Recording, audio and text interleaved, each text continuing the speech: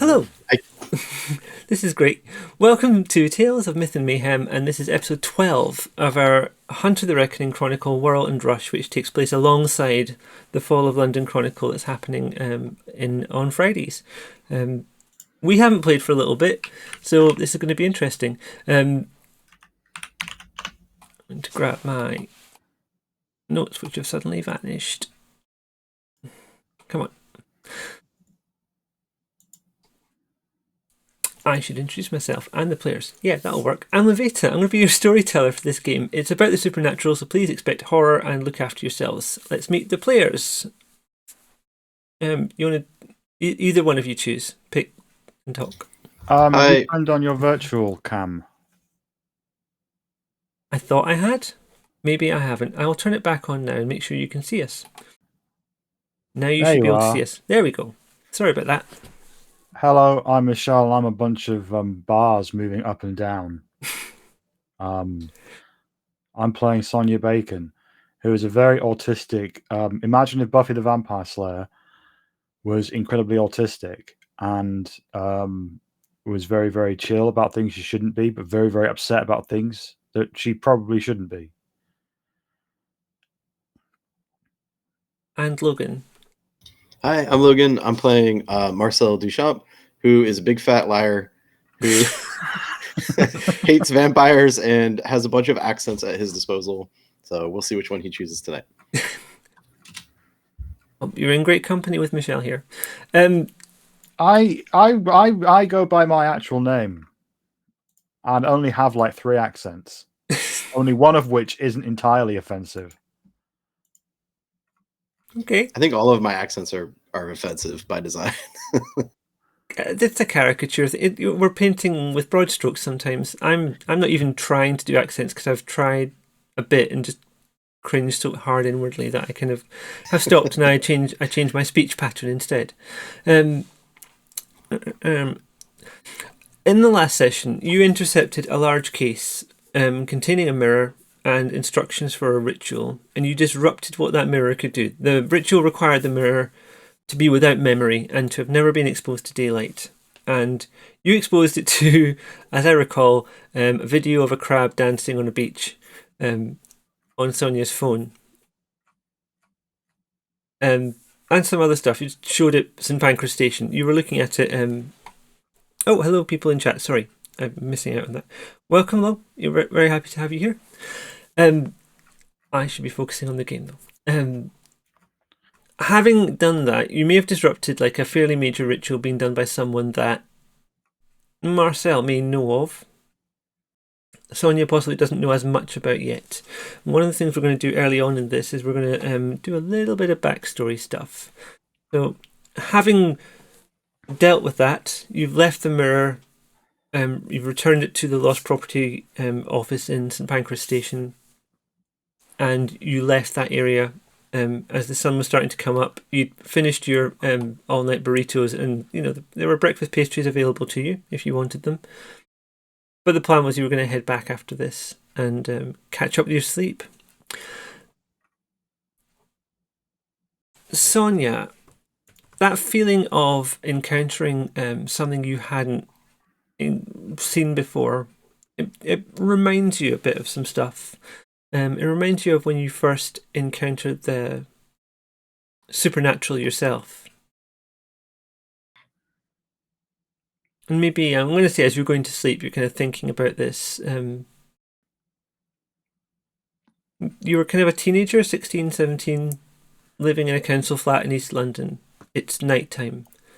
The building smells of damp carpet, fried food, faint echoes of traffic in the distance. You've just arrived into your the block of flats you live in. You're pocketing your keys, ascending the stairs. From above, you can hear someone screaming. Okay. I will run up to the person screaming and try to find them. A couple of floors above, in the area between the flats, which I can't think of the proper name for right now. You've got the various doors into the actual abodes where people live. This is like on the stairs, almost. There's a woman, a neighbour of yours. You haven't seen her a lot, but you're vaguely aware of her. She's being attacked by someone who doesn't look well at all. They're very, very pale. Their face somehow seems to have more angles. Looking at it now, you'd know that this was perhaps a ghoul or a fledgling vampire. And they're attempting to feed, so there is blood present. The side of the woman's, like, not quite neck, but like above the breastbone is bleeding. I'm going to hold up my Sony Ericsson G610E phone and say, I'm calling the police. Better leave. The thing turns to you. It looks almost normal at first. Like the skin's kind of angular and it's pale. It looks wan. It hasn't seen any sunlight for a while. It looks dead. But there's veins pulsing. The eyes are black. The teeth are kind of elongating as you look at it. This is something supernatural. And for you, this is I'm going to go so far to call it an imbuing kind of moment. And it feels like the illusions peel away a little bit. And you want to help. You could help. Looking round, there's not a lot of things you could possibly use. There's like a heavy trash bin kind of lid. The banister of the stairs is broken in a few places. You might be able to do something with that.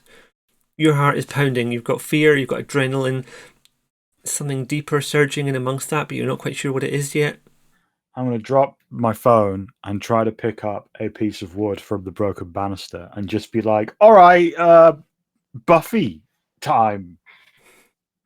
You find that the fear in you pulls the strength to you in a way that you've never experienced before. You wouldn't have thought you could just yank off a bit of this banister, but you do. And you have a small, fairly mobile, agile piece of wood in your hands now. The thing is still screaming at you, but it's distracted because it's trying to feed from this woman on the stairwell. I'm going to rush up to it and try to stab it in the heart with this piece of wood. And as you get closer, the adrenaline's pumping, and you can feel the beginnings of a sense of conviction in your heart. And as you get closer, you see the attacker in sharper details, even sort of half in the shadows. You can feel the strength in your hands, the ability to strike when it's close. It feels like you've got an edge that you just didn't have before. And you stab. And the creature screams. And it abandons its attempt to feed. And it runs, rather than try and face you.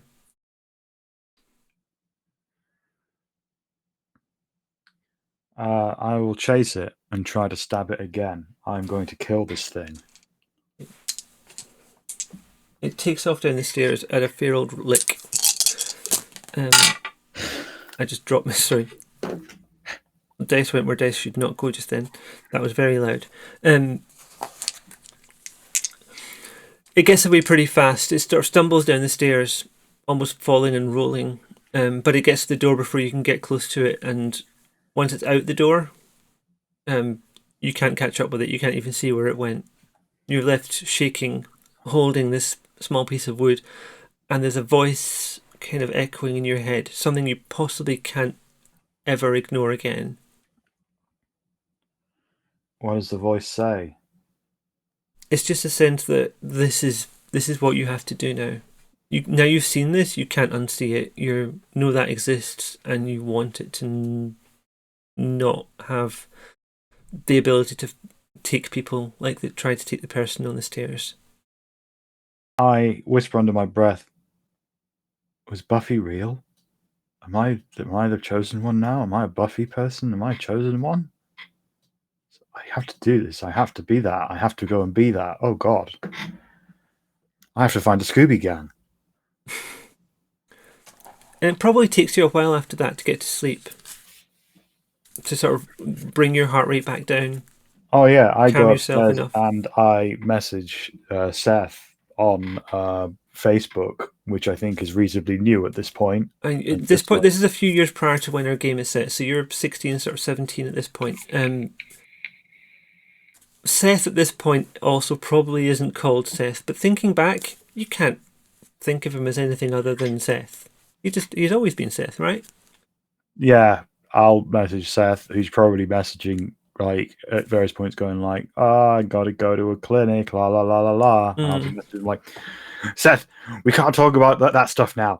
I just went full Buffy on a vampire."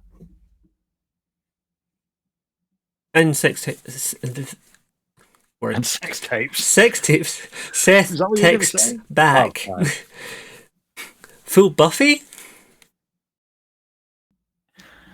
I got strong and I bashed it in the heart and then it ran away. And now I think I'm like a chosen one because all I want to do is hunt down vampires, which are real, apparently. He texts back, taking one line for each message. OMG! Exclamation mark, exclamation mark, exclamation mark.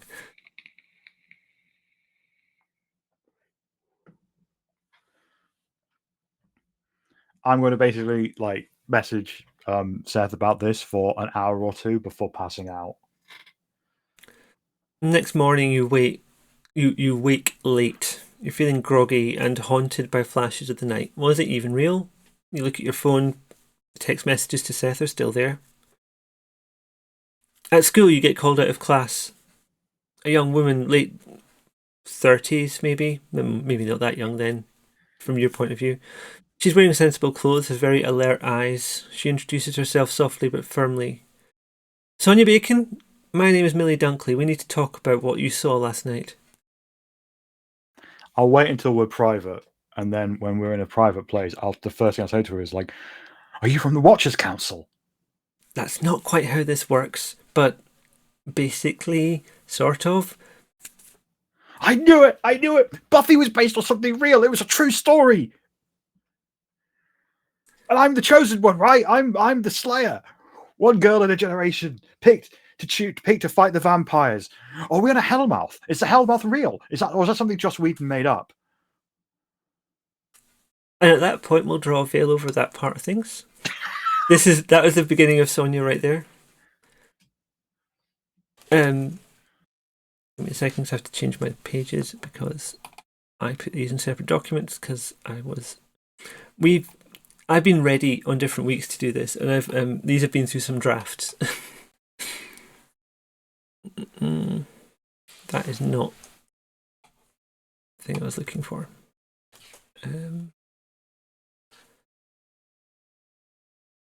Marcel.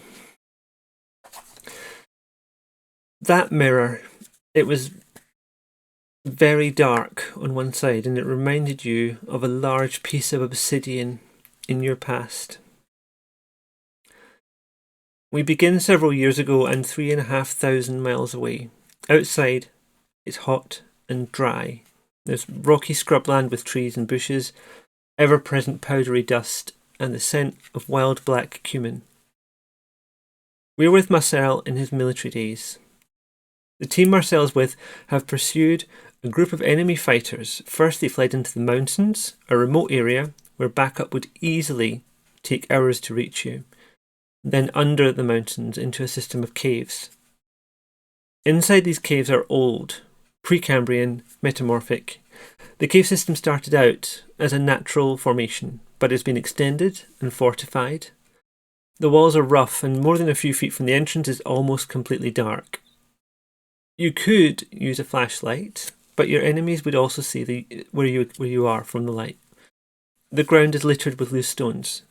It's cooler in here, but it's humid as heck, and it smells of earth and minerals. As you go deeper, the passage narrows, and you almost have to crawl before emerging into a larger cavern. You can hear a trickle of water down the walls, and there's a sort of fog seeming to hang in the air. There's a series of stones around the room. Tall, almost 7 meters, and smooth to the point of being reflective. And that's what the mirror reminded you of.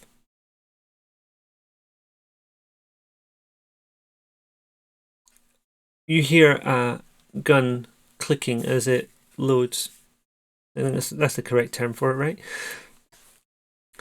I can't hear you at the moment. Are you muted? Oh, can you hear me now? There we go. Now I can hear you. Have you been right. saying stuff all this time? Because I feel bad. If so, it doesn't matter. Okay. So I hear a gun clicking. Is it like from my mates? No, it's further away. It's the sound of like Oh. an automatic rifle being the yeah. Just do the hand motion. That'll work. The sound that the It's a shotgun, right? yeah. No. I was thinking of the stock thing being loaded in. Yeah, like a clip. That's the word. Yeah. It's 11:30 here. It's 11:48 now. I am not the world's foremost gunman. So. Neither am I, but that's okay. We will make this work in terms of mechanics. So yeah, that'll make Marcel nervous. He's gonna check his squad to make sure that they're equipped to see in the dark. That was why they brought him along, was to get the gear Provide technology. ready. Yeah, make sure that it works in the conditions that they're in. So the moisture is bothering him a bit. He's going through like his bag of tricks, trying to make sure he's got like an anti-fog spray he can spray on their lenses and that kind of stuff. So he's kind of getting in their way, wiping them. With the spray, they can see clearly. I guess it's like an airplane. You unfog your people's. Well, I was thinking they had optics. Your own. Yeah. So, it's military technology. It'll be fine. Yeah. And he's really nervous. He's sweaty. It's clammy. He doesn't like being underground. It's been hot outside, and it's very. It has been close in here until you get into the center cavern. As you're looking around, now that you've got rid of the fog, you can see there's sort of 9 of these tall stones with an altar sort of set up in the center. What the hell are these things? They don't look like natural formations. Oh, definitely not. A firefight breaks out. You hear gunfire happening. You can't really see as clearly as the people you're there to enable, but you see the flash of fire from your side and from the other side. In this large room, the echoes make it sound hugely overpowering loudness. Very difficult to sort of tell where things are coming from, very difficult to hear where things are coming from because of the echoes bouncing off the walls. It's intense. How does Marcel spend this time? Is he fighting himself as well, or does he just get out the way and let the more experienced soldiers do their job? So he's definitely got like audio visual equipment. Probably the loud bangs and the gunfire is overwhelming. It's just going to rip it off his head. Mm-hmm. He goes to his sidearm. He doesn't have like a rifle. Instead, he's essentially like a tech mule. He's got like a radio. So he's going to try to get cover. He's radioing desperately, trying to find a signal. They weren't expecting to get ambushed like this. They weren't sure. So he's probably shouting into that, trying to get some help. And then every now and then peeking out from behind some cover. You've ducked behind what seems to be the altar. So the sort of thing in the center of the room, there's people on one side, people on the other, people hiding behind various things. You can't tell who's been taken out, who's still there or not. But it's getting quieter. So the people on the other side seem to be mostly dealt with. But you don't know how many people have survived from your side? Shit. He'll start crawling along by the altar to try to get like a view. On top of the altar is a skeleton, crystallized in blood red quartz. What the fuck? He's gonna pull out some kind of device, like I don't know, some kind of scanner, maybe like a radioactivity one, something like that, and give it a couple passes, while also keeping an eye out for danger. But it doesn't pick up anything unusual, but you are aware that like in the quiet after the gunfight, there's a kind of singing in your ears of tinnitus. Tinnitus? I think people pronounce it differently. There's a stillness and a sort of burning smell of quartz dust. He's gonna look for like his crew to see if any of them are standing. He wants to ask him about this. As you move to look round, there's a sudden screeching and creatures drop from the ceiling. You can hear a flapping of leathery wings. They are fast. You can barely see where they are. They're just indiscriminately ripping apart the corpses of the fallen. Marcel's gonna scream. He probably drops whatever he's holding and just like animalistically starts scrabbling for a weapon. Like if they're zooming around, he's probably not even thinking straight. He just knows he can't shoot. Like he's not that adept in that regard. So probably just animal instinct kicks in and he starts grabbing, trying to find some sort of, hand weapon anything. You shoot, and the noise and the flash makes the creatures recoil into the dark. And in the black, because the lights are out now and there's no flashes of gunfire, torches are off. In the dark, the obsidian sarcophagus splinters and shifts. And you hear a voice in your earpiece. It's Deputy's voice. Fall back, Marcel. Extraction point now. He's gonna try to get away from that sarcophagus. He's probably white knuckling on something. And that's the point where you kind of wake up and you're back in the present. You both encountered some pretty weird stuff the previous day. You had intended to do a sort of stakeout and see what was happening. You caught the people walking, carrying the massive case that the mirror was held in. They left it at left luggage in St Pancras Station. You retrieved it, read the notes inside, disturbed the mirror. It's the next morning now. It's probably going to be midday-ish before either of you are good for anything. Where are you both waking up, and what do you intend to do to start your day? I am waking up at my flat in Elephant and Castle, and I'm going to spend my morning jailbreaking my iPhone and installing a Game Boy Advance emulator on it with the Pokemon Fire Red, and therefore raising my technology from 1 to 2. I love that you put a mechanical reason for that. Well, I wanted some reason, like, because all of the stuff was, I was basically like, oh, this is going to be like Millie giving me a magical object, and that's kind of boring. Mm-hmm. But then I remember doing some technology rolls and thinking, yep, I could do with more of that. So that's how she raised her skill. She's going to spend the morning waiting for someone to text her with the where to go next while she is there. She's plugged her iPhone into her computer. She's downloading a cracking software off a dodgy message board. She's downloading a bunch of Game Boy ROMs off another dodgy website, and basically setting up a Game Boy Advance on her phone and learning more about how iPhones work, therefore learning about technology. So that's her morning until somebody calls her and interrupts her, I guess. She is hyper-focusing. And Marcel. So he's had that dream like over and over again, lots of times in his life, and he's kind of gotten used to the rhythm of it. This time, I think because of the stuff that they're involved in, he takes a little more seriously. Like in the dream, he didn't come away with what he thought he was going to, and so I think he wants to go to where he left it. I think he feels like it's time. Where did you leave it? So his contact Deepti, mm-hmm. She had 2 children once upon a time that wanted to get into the hunter life that she tried to dissuade them from. And they looked Marcel up, like found him in her contacts, read some reports of them working together, sought him out. And he figured that since he couldn't dissuade them and they were going to do this anyway, he might as well try to give them some pointers. So they had worked off and on together here and there for a few years, until tragically they were killed. And Deepti did not talk to him for many years after that, blaming him. And that's why he works alone now for the most part, or had until now.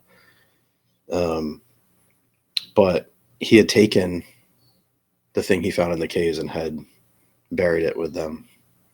What was it? Was it a femur or some other part of the bone? Yeah, as those things were swooping and screeching at him, he was blasting away, trying to keep them away from him. And his other hand grabbed onto the skeleton and broke like a femur, so sharp on one end, knobby knee bone on the other. Mm-hmm. And he had been swinging it around, desperately, and he kept it with him after he was extracted out.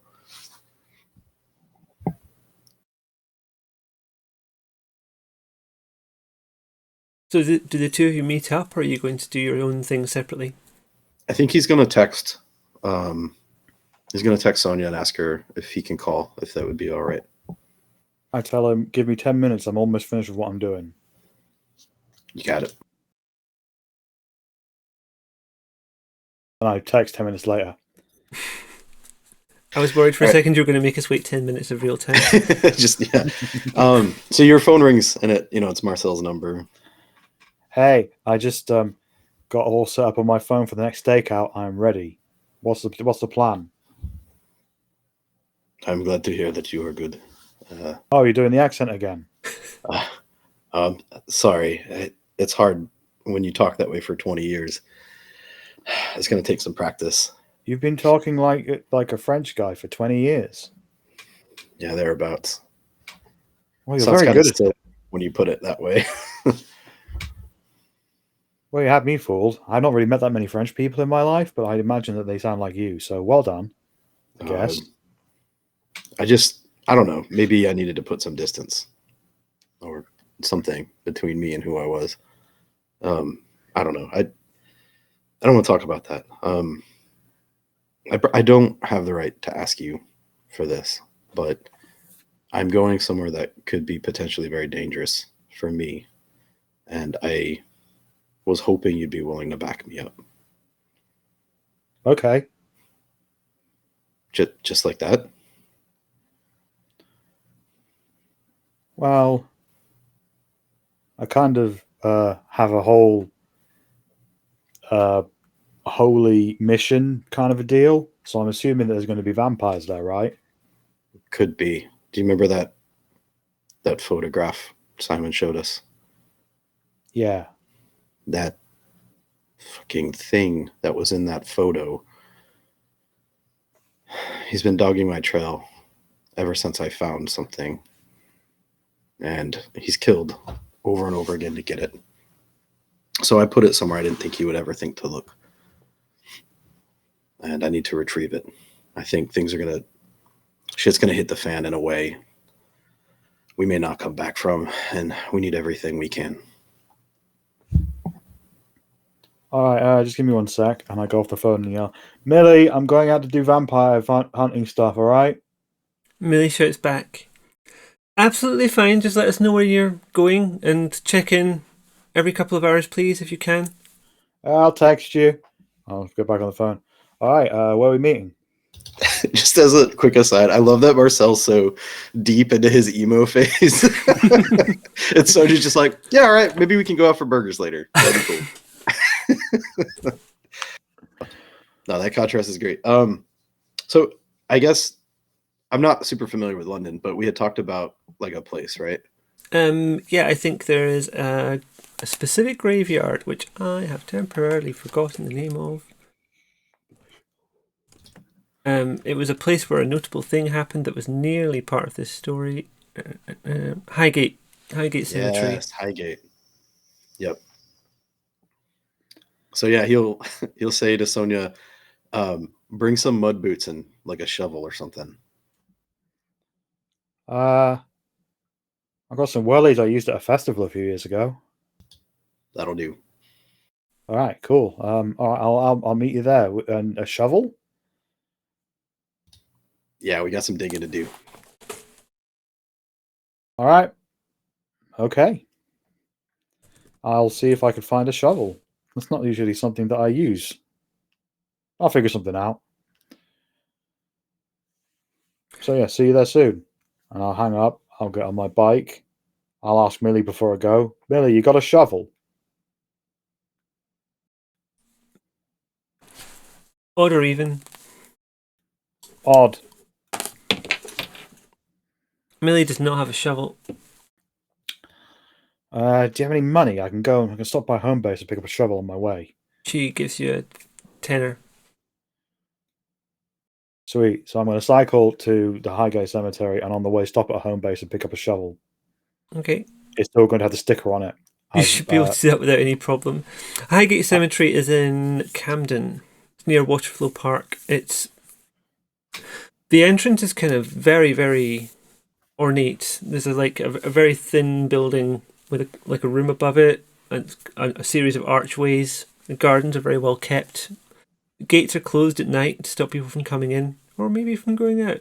And that dates back to an issue they had in the 70s, around the time of Hammer horror being a big boom.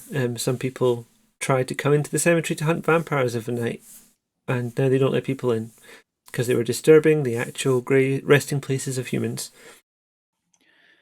So at the meeting place, Sonia is standing there with a shovel that is orange, because that is the color of home base. For people who don't live in the UK, home bases are orange, and this is a home base value shovel. So it's got a metal like shovel head, a wooden handle with a sticker still on it, and a orange handle. And she's there playing Pokemon Fire Red on her phone whilst waiting for Marcel.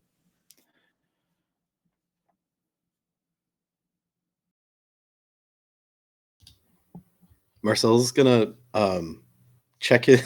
He's got a routine at this point. He's very paranoid. He's gonna like sweep his whole place for bugs, for listening devices, cameras, that kind of thing.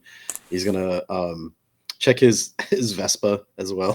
Do the requisite like 3 false trails before making like a very circuitous route to Highgate.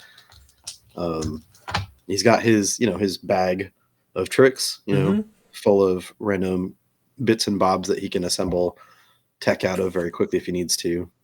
Can you quickly give me an awareness intelligence?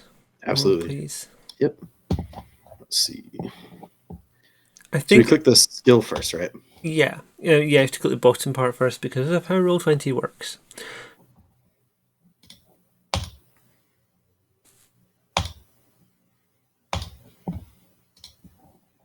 It's 3 successes. Oh, it's awareness and wits. I think it was awareness and intelligence because you're recognizing rather than.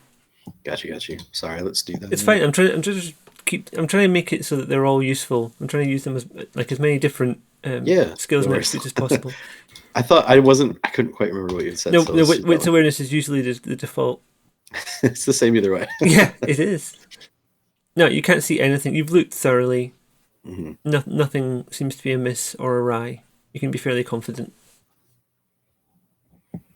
But because you're taking a circuitous route, it takes you a bit longer to get there. So when you arrive, Sonia's sitting with her bright orange shovel, playing Game Boy games on a brand new phone. So he pulls up on his Vespa, spits some gravel, hops off. Oh, hey! Oh, what is it that you have there? I got Pokemon Fire Red working on my iPhone. No, I meant that. And he kind of like sneers at your shovel. Oh, I had to go out and buy a shovel. What did it cost? Like 10 squids or whatever? Yeah, I could only afford the value, home-based value. It will probably break. No, it's a shovel. I punch at the thing a bit and go, ow. See, it's fine. Here, I got you a shovel. He kind of looks at it distastefully, but he'll take it. And he's when I first started out, before I got my big light up stick thing, home-based value tools were very effective in taking down vampires. So I'm sure this will be able to dig a hole. Did you use a post digger to take their heart out? No, but I probably should have. You could core it in one go. I started off with a garden fork. It is good to see you, Sonia. He visibly relaxes in her presence.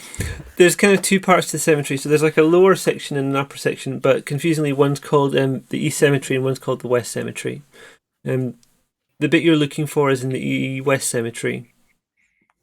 In between the two and off to one side a little bit is Waterloo Park, which is just a public park with a couple of large ponds inside. But what you're after is in here. So the paths around the cemetery, they're very well kept, but some of the graves are very ornate. Some of them are overgrown a little bit. It just depends on who's looking after them. I do not wish to scare you, Sonia, but my enemies may be watching this place. So, and not just them, but the police as well. If they see us with shovels, it could go bad for us. So, maybe a little bit of discretion. All right, I can do that. I'll pull out Raphael's light, and I'm going to use an ability to see if anything's watching us. I just need to detection. Okay, let me just... Detection on my fails light, so I got it do an intelligence occult roll. Okay.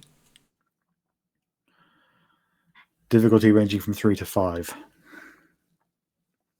Right, let me just gauge that appropriately. You're going to have to get a 4 or above. Okay.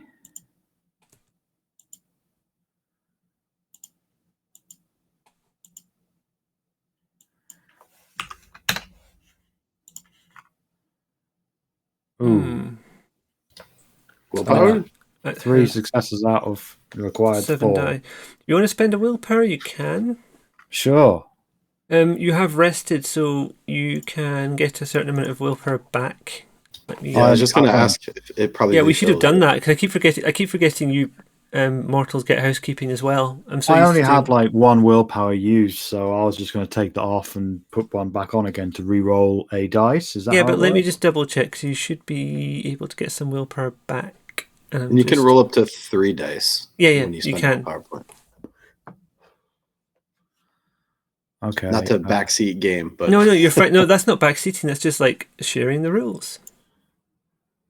Okay, I rolled 3d10, and I got a 4, a 1, and a 1. It would need to be over 6, so it That's hasn't annoying. improved anything. No, so the light just blinks a little bit. I'm just Mhm. like, I'm not detecting anything.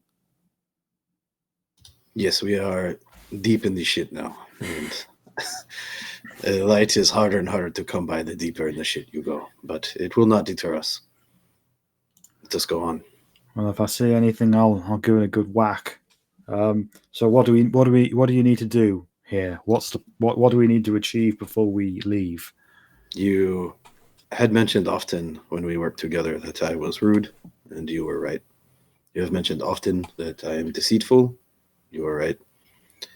And you mentioned often I should not be alone. We go now so that you can finally understand why perhaps I am all of those things at once.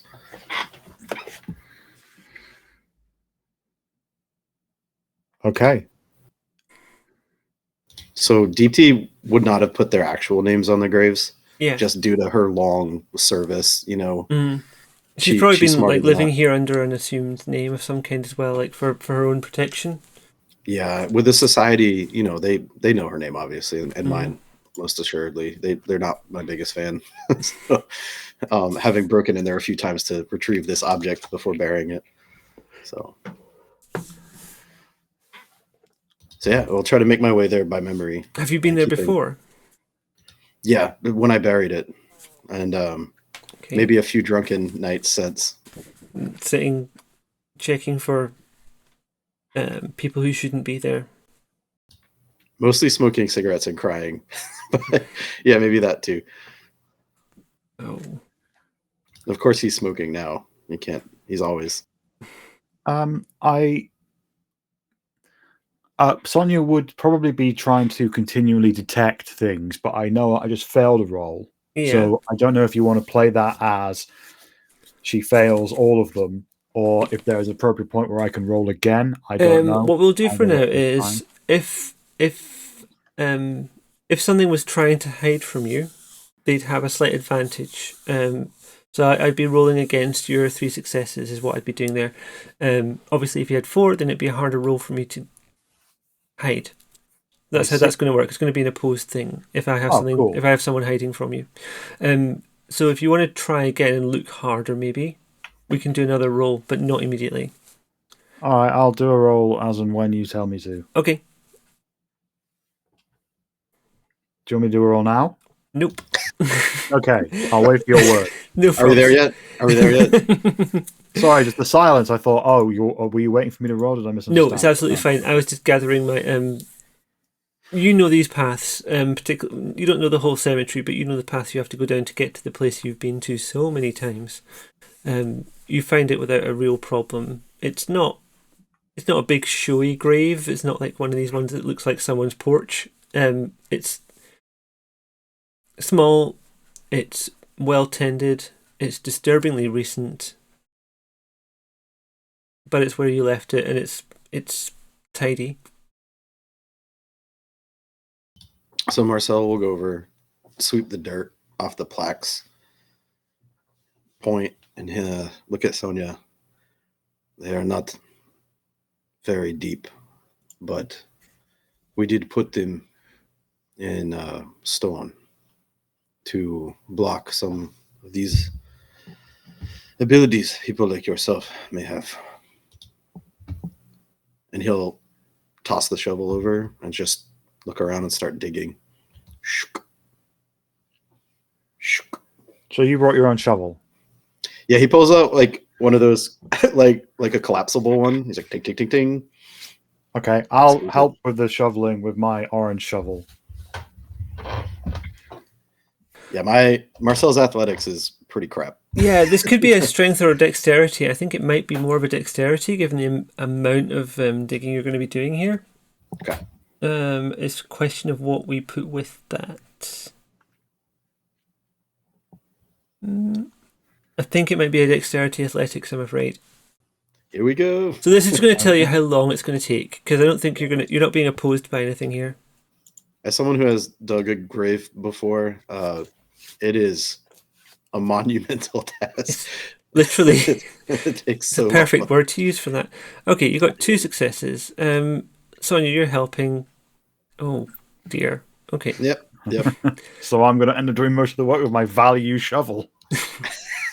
If you want to swap off, like he sees you're obviously doing a much better job than he is, so he'll hand you his military grade weaponized shovel. No, I'm going to prove to you that the value range is really good. So for people who are watching, and I appreciate we haven't got an ability for you to see rolls, Sonia rolled 2 successes and Marcel rolled 0. Like, I don't get access to the military stuff like you do, Marcel. Wait a second. Marcel, you rolled athletics and strength, and you could have rolled athletics and dexterity. Oh, okay. I mean, I'm willing to roll with it. Let's try the dexterity, though, because I feel like you're not just like doing a single punch down and see how far you can get.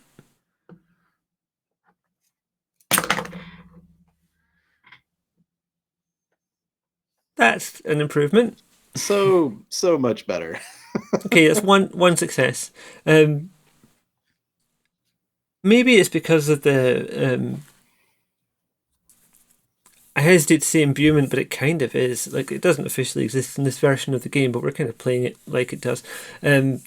Sonia just seems to get through that dirt a bit faster. It's possibly mildly infuriating, or maybe you're just quietly impressed. I'll let you choose how you want to play that. So he's so out of breath from smoking. He's like leaning on the shovel, like. Sonia just says, like, see, it's good stuff. Like, I've never had that much money to do my vampire work, but the home-based value range, I swear by it, you know? As you're doing that, he's just cussing. He's like swearing under his breath, just digging. He's not giving up, but he's clearly shit at this. Mm-hmm. I just have to. Do you want to try this one? It is not the tool; it is the user. I'm afraid. Oh yeah. Too much time welding circuits and not enough doing jumping jacks, perhaps. I just rolled on behalf of a parks keeper who got 1 success on a 3 dice, so they aren't bothering you right now. Just us there, just digging and yeah, not being very quiet about it with a bright orange shovel. I'm not saying that no one's going to pay any attention ever, but like it's a quiet day. It's a weekday. It's like late morning, early afternoon. You're okay for now because you're out of the way. You're not like the one next to Karl Marx's grave or anything. But I am explicitly not whistling while I work.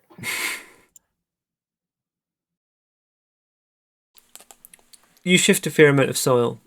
Eventually you get down to the small wooden casket that you know is down there. How do you want to do this? You can try and operate within the hole that you've dug, or are you going to try and take it out? Yeah, I think he'd hop down there with it, which he probably disappears being, I don't know, all of 5'2", 5'3". Hops down there, clump with his docs. And while he's down there, I'll look around and see if there's anyone around. Okay, can you give me a wits awareness, please? While Sonia's doing that, Marcel is definitely talking in a low voice, which might be hard to hear, but he's saying something down there.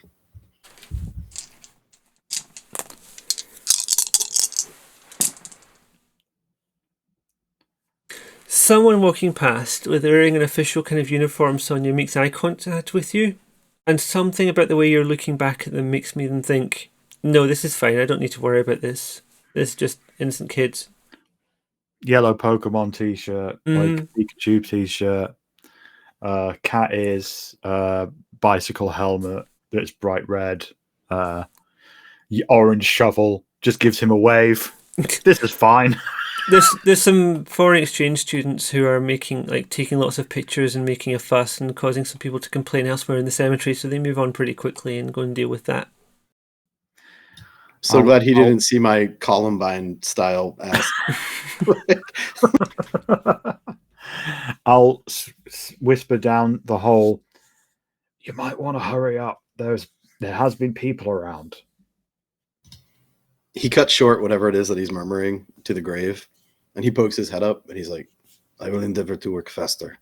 And he's going to try to peel the lid. Okay. I'm not going to make you roll for that because this would just be grim if it went wrong. Yeah. I think on the underside of the wood, they've lined it with like lead. Yeah. Just to keep spooky powers at bay.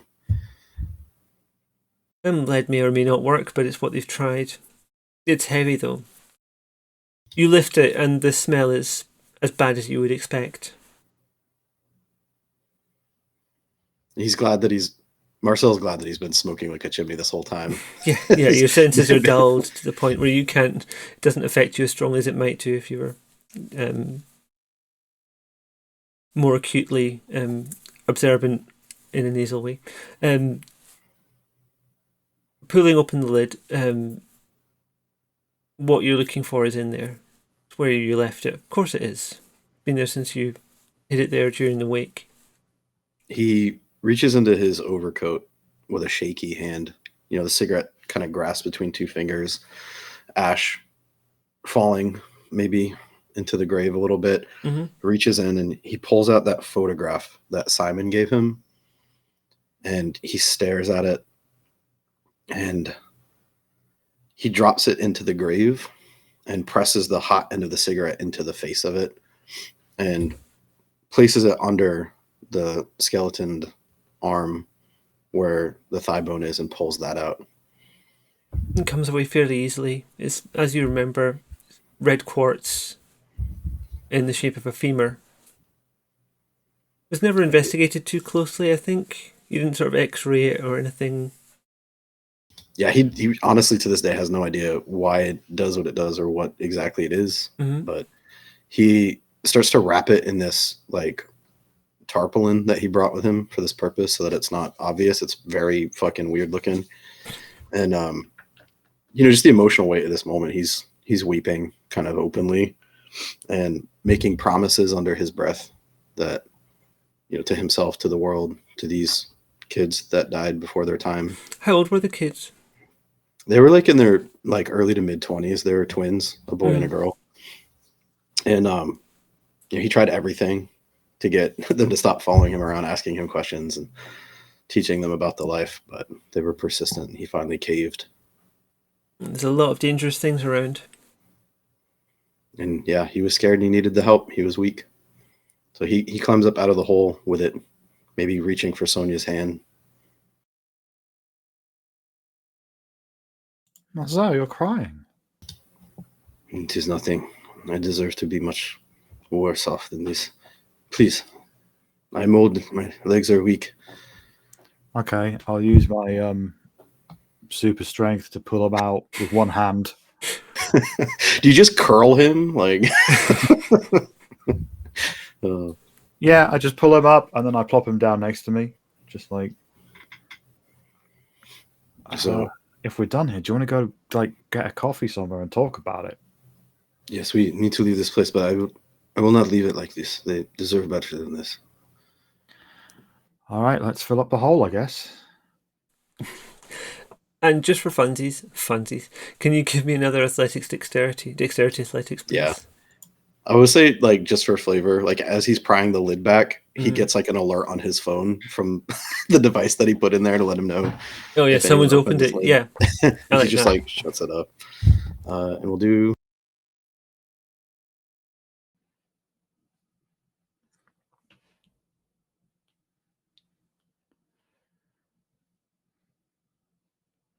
Okay.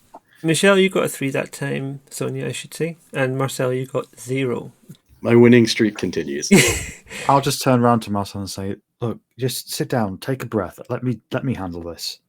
He sits like a child, like cross-legged, cradling this, wrapped up thing, all but rocking while you do that. His eyes are distant.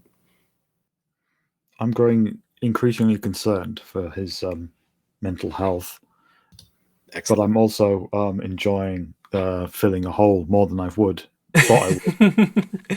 And like it's a fairly dull, grey sort of afternoon.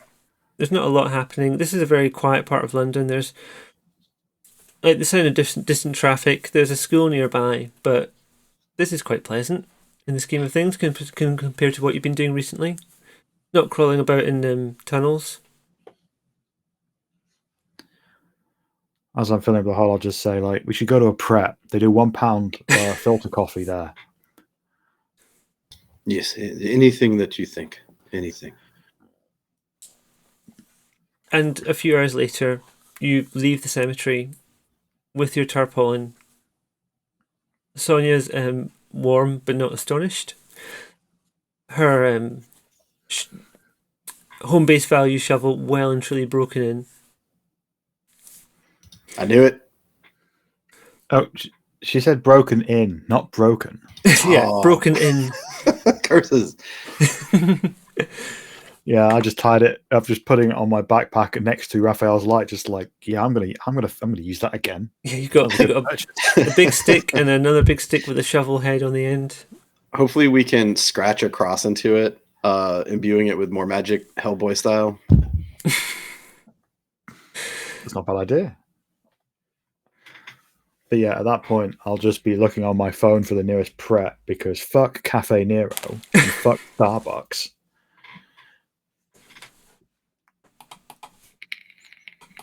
Just because London's a real place and I could do this. I don't imagine there's not going to be a Pret somewhere very close. There's a Pret on like every street. The thing is, I have to be aware. I'm looking at it. There's now. 2 within walking distance of my house. Yeah, but there might not have been in 2012. Yeah, there'll be something at Archway. I have little doubt.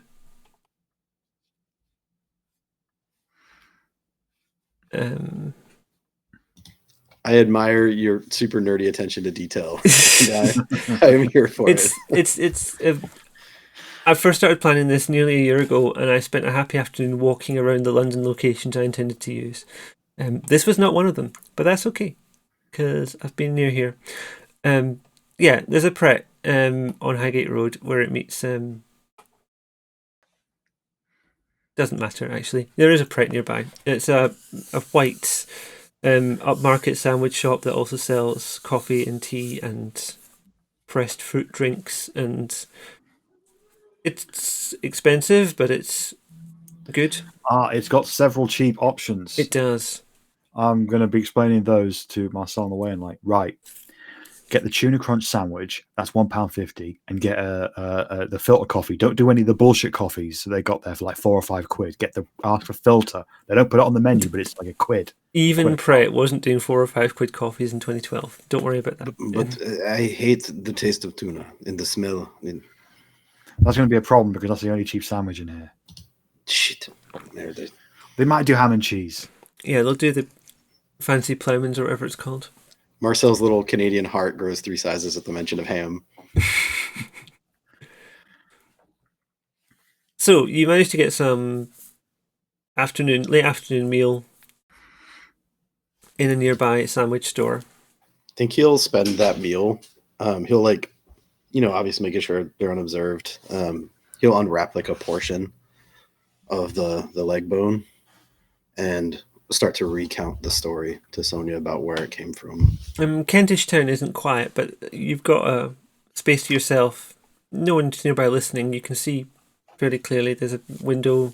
No one's on the other side of it. There's no one nearby you inside the shop.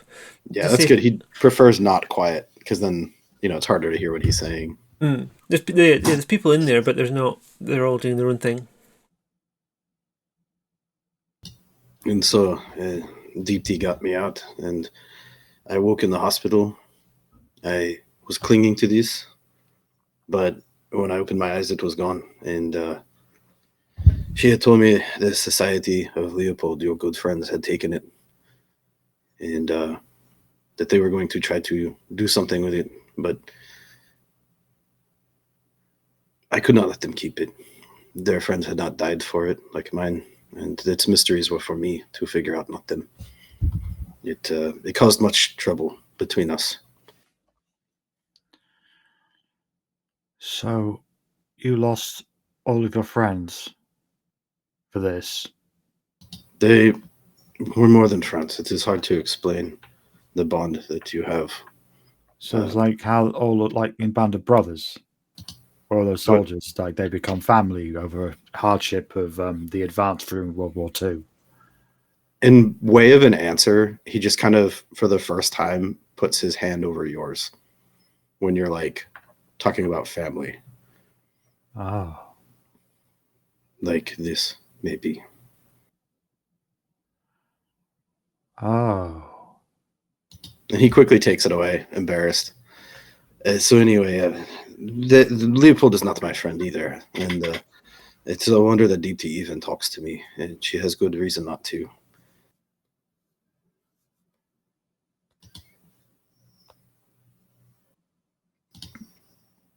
Like I get the feeling that you harbor a lot of self-hatred and self-blame. Yeah, what of it? It is mine. I have earned it, have I not? Foolish actions and ways. Well, yeah, but when's enough enough? What am I without it? Just a sad old man smoking cigarettes. Who's spent the last couple of decades trying to destroy evil? Yes, because it has to be for something. It has to be. Well, I mean, I think at this point, anyone would be. You might want to cut yourself a little break. I mean, how much evil vanquishing will ever be enough? I want to get him, the one whose picture rests with the kids. He will be enough, and then maybe I can rest. Well, sounds like we should go find him. Where is he? They've been trying to find him for 20, 30 years. No luck. But we have a picture of him that's recent. We did. It is theirs now, in exchange for this. Will this help us find him? No, but it'll help him find us.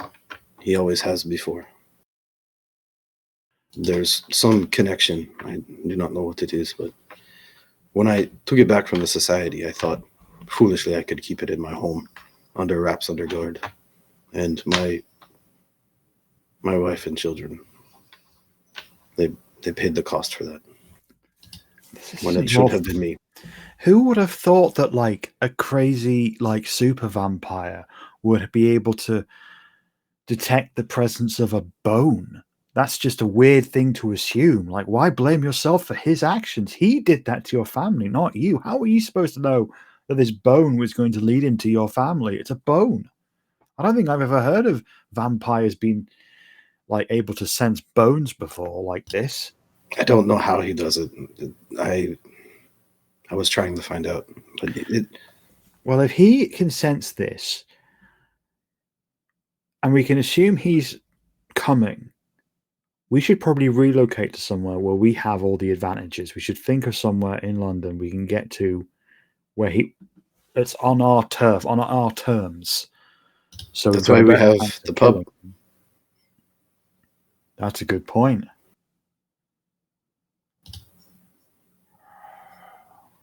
All right, I'm going to get a filter coffee to go, and let's head to the pub, and we can wait for him there. Maybe lay some traps down and all sorts of. You can do your tech stuff. Sonia, I do not I don't want to give you the wrong idea. It could take years. I don't know when. I have no way to tell. It's not like he comes flying out of the sky.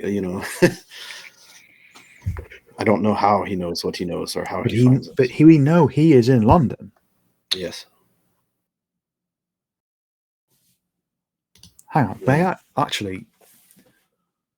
have a look at it? Yes, but maybe not here. I'll take it into the loo.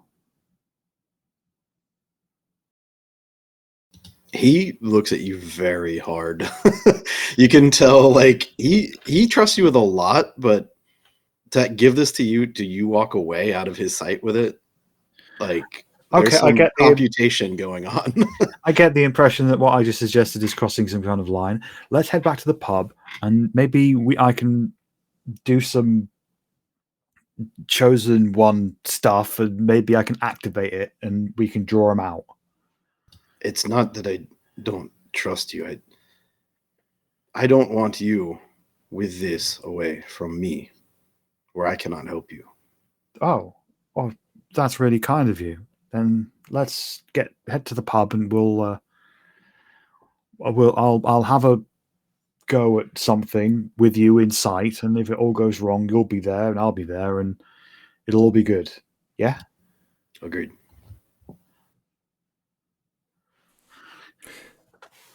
It continues to be overcast as you travel back. Marcel on his Vespa and Sonia on her bicycle with the slightly incongruous magical stick and value shovel on her back.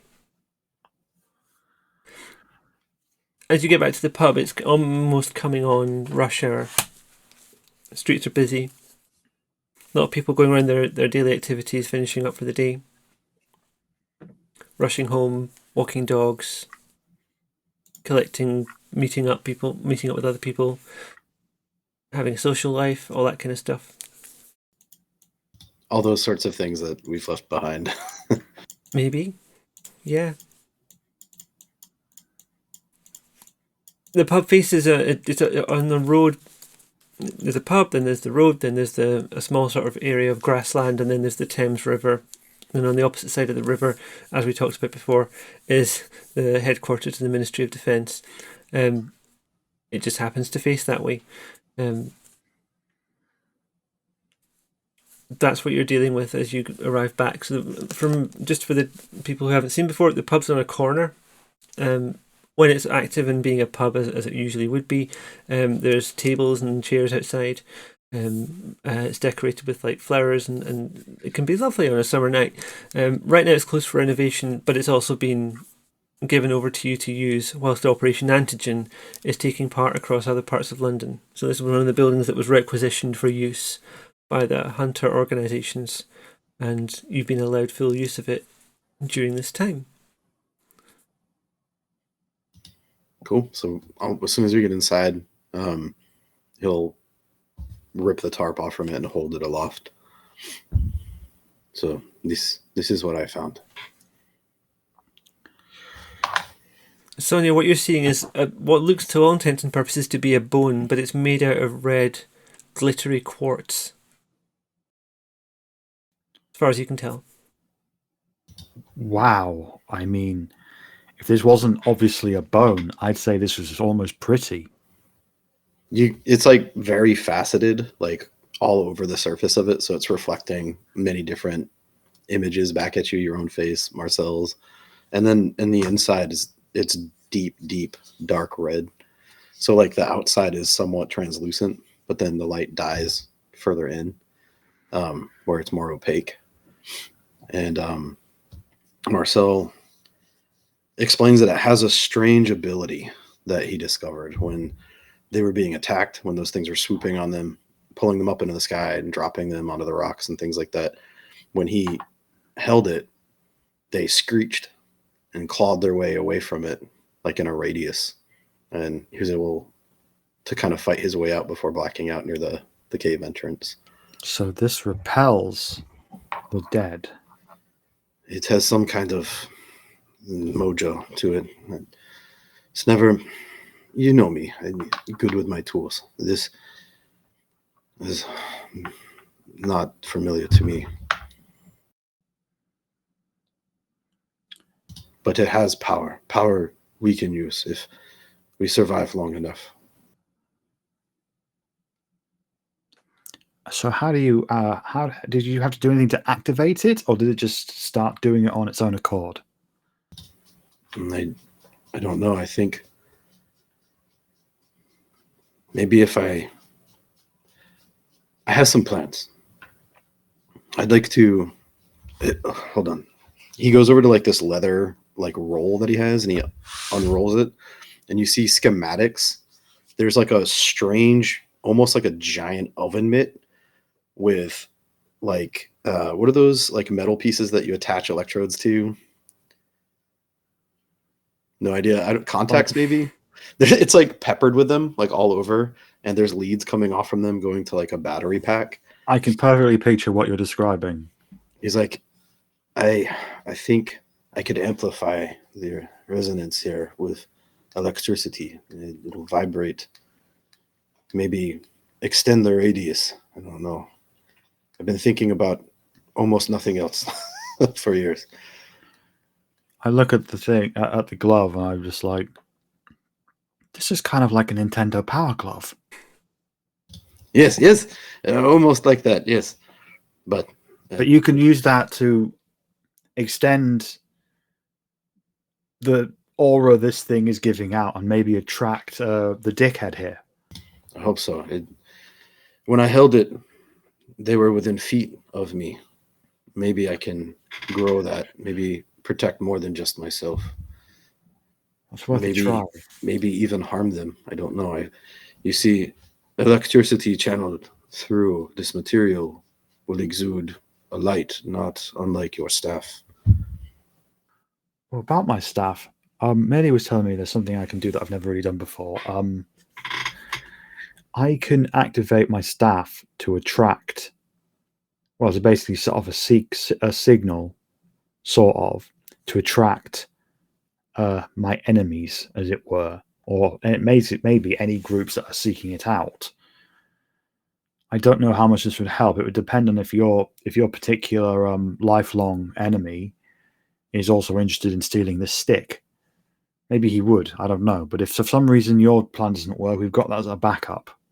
Yeah, I do not know what it is to him, but it drank the blood of my crew.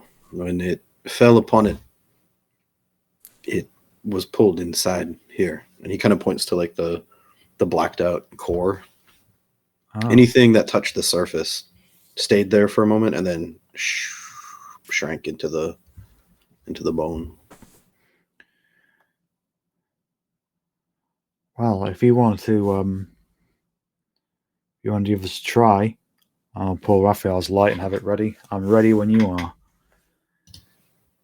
Now, I need to make this this device. I've been planning. Oh, you haven't made it yet? No, I just have plans. I'll need some time. Sorry. I feel quite eager because this feels like it feels kind of like one of those like major sort of lifelong things that a person needs to achieve, like I've seen in films, and you will not find peace without dealing with it. It's not a video game, Sonia. This is real. It's a little bit similar to a video game, though, because I'm like a chosen vampire hunter, and you are like a tech genius, and we hunt vampires at night, and you have a magic bone that will attract your greatest enemy. I mean, that is kind of a little bit like a video game. Okay, maybe a little, but I still need time. I mean, obviously, in real life, we can die. I mean, the good guys can lose. But apart from that, it's very similar. And also, if we die, we don't come back. We don't have lives or like continues or save spots or anything. I hope not for my sake, but I hope the opposite for you. Oh, you're so goth. You should be a goth. They don't really have those anymore, but there used to be a thing like 10 years ago. Every town centre in the UK, you always see a couple of goth kids like dressed up like vampires. It's probably good that we don't have those as much these days because that would be really confusing for our needs. I guess I came to the right city then. Well, Camden can be still pretty goth heavy. Well, you can tell that they're not real vampires. Like real vampires I find don't wear as many corsets. And like real vampires don't tend to wear new rock boots as much. They just wear like whatever boots they had before they were made into a vampire. I am glad to hear that you are paying attention to undead fashion. It makes our job easier when you notice the details like that. Well, I was thinking like because in Buffy, they're they're wearing the same stuff as like they were before when they were alive, but a bit cooler. And most of the vampires in that were like high school students that were returned, and then Buffy would have to, stake them. It was quite sad. So I was just curious about what, like, if we would talk like vampires in real life, or like the Anne Rice ones, which are all frilly and stuff, or like the ones in From Dusk Till Dawn, where they just seem to be mostly naked and just really cheaply made. You tell me. You're the one that hung out with them recently. I think the Buffy Vampire Slayer vampires are probably more in line, closest to the ones we face in real life. But then the ones in real life, like, if in life they didn't have much money, then they'll be wearing a lot of Primark. If they were in life, they had lots and lots of money, then you may find them wearing Gucci, Like, it depends on where they were when they were turned to a vampire. And also what clan they're in. Or who they've killed and stolen things from, as is often the case. Yeah, true. Outside, the light is draining from the sky, starting to get dark. Yeah, I just keep yammering on as Marcel is making his invention like that, just talking about like fashion of vampires and how they relate to different movies. I love that like classic Sonia Marcel kind of thing, where he's sort of half listening, but then he's got his workbench out and he's soldering, he's putting things together, passing a cigarette over towards her for her to like grimace at before remembering like she doesn't smoke. So what are you doing as the night falls? Marcel is working on his... I'm not going to call it a power glove. I will order in some McDonald's. It's just all fast food.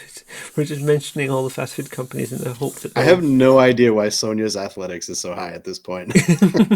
Oh yeah, her diet is not great. But she's like Raphael's chosen one. So, she's got the metabolism. Yeah, she's also like 23. Yes. Yeah, like Sonia can't get drunk anymore, like things like that. So, so she's like Wolverine. Yeah, she's kind of got a bit of a Wolverine thing. Like she can die, but But yeah, she orders in a bunch of McDonald's and just asks Marcel, "Well, like, what do you want?" I take it Marcel isn't really that familiar with the McDonald's menu. Oh, he knows about it. He's just like, I'm old. If I eat that, I'll fucking die. He's like, he's got to eat old man food, like snacking on blueberries and yogurt and shit, and like wishing he could eat that gross stuff again. All right, I'll let me look up somewhere else. Looks up something else. He's like eating pemmican, like out of a bag. In that case, I'll just pop out to the Tesco Extra down the road and or Tesco Metro rather, and pick up a salad for you, and for me, I'll pick up like a pepperami and some Doritos. Listen, man, he's got high blood pressure. He can't be fooling around. I dump a very boring, non-tuna based salad in front of you, and I just start snacking and drinking Pepsi, all of that stuff. And eventually, I'll just start playing a Pokemon on my phone whilst waiting for you to finish making that thing. Oh, there is a Whole Foods near Piccadilly Circus. Anyway, I'm not sure Whole Foods would have been there yet. Piccadilly Circus has changed a lot since then. There was one near the fancy shop, but let's not get caught up in that just now. I remember going to it and then very mistakenly to one of my friends, proudly announcing that you can go to this fancy store in London and grind your own nut butter. I mean, as one does, I guess. Yeah. Right? It felt novel at the time. It does sound rude. I didn't realise that at the time, but I was younger and wasn't thinking about what that would sound like. Anyway, that's by the way. I went into a Whole Foods in Camden not that long ago, and I didn't understand it. I don't understand what half the things are in there. No, neither do I. I just wanted to go and look, to be honest. It was like going into a Hollands and Barrett's, only the labels weren't as helpful. Now we have to explain Holland and Barrett. It's basically Whole Foods, but if Whole Foods was a pharmacy, that's basically what Hollands and Barrett's. It took me years to know how to pronounce quinoa, and I might not be doing it right. No, you're doing great as far as I know, but I'm not a native to those parts. Quinoa is just like shit couscous. Just get couscous. Couscous tastes better. Right.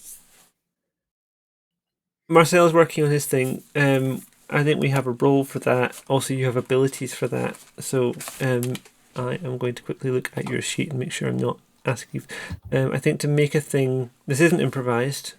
Nope. This has been very carefully thought about for years.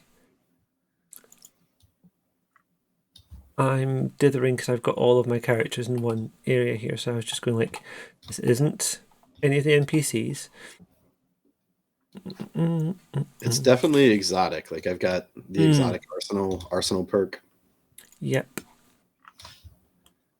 I don't think it gets much more exotic than a weird crystal thigh bone found in a cave in the desert. And I mean, I think canonically that was going to be Afghanistan, but I was trying to be vague about the description a little bit. But like the black herb that you smelled was that was very Afghan coded. Yeah, that was a great description. I didn't make up my mind where it was from. I figured it could be like DC or Marvel, where they just have. I was trying to be fake. Anyway, intelligence and craft is going to be the role, I think. Okay. And this thing's going to be imbued with your ability to repel the unnatural as well. I think that's where you're heading narratively. Yeah, that's where I'm going to go with that. Right. We won't worry about that just now until you come to use it. But if you want to do an intelligence craft roll with your modifiers. Yeah, I think like mechanically it'll do the thing, but I still want to make the roll. But... Yep. We'll see how well it works to start with, because you can always try and improve it after the fact. And I'll definitely spend a willpower here too. Yeah, you got more than 3, which is what you needed, I think. But 4 is good as well. If you want to re-roll and make it, yeah, definitely superlative. I think there's a way to do this easily. Let's see if I can remember. I think if you click on willpower, all it does is roll your willpower. Oh, you've got it. That's 1 extra, so that's taking you up to 5 successes. Nice. Okay, this thing's looking pretty good. It's like, it looks homemade, but it looks like it should do the job. Nothing has gone drastically wrong in the making of this device. It's taking a few hours though. Yeah, he's gonna send like little bits of current through the base at first, and then just watch the glow. Like, yeah, you've probably got like a test meter, and you're sitting there with like the 2 probes and checking various bits, and occasionally little bits of the bone light up a little bit, or they glow a little. Yeah, there'll be like a snap of electricity that singes his fingers. He's like, shit. Sonia, I immediately arrived with a first aid kit that I found under the bar, just like, do you need this? Do we need to bandage you up? Are you okay? It's just like an old soggy bar rag. Yeah, there's some bandages and like a packet of paracetamol in there.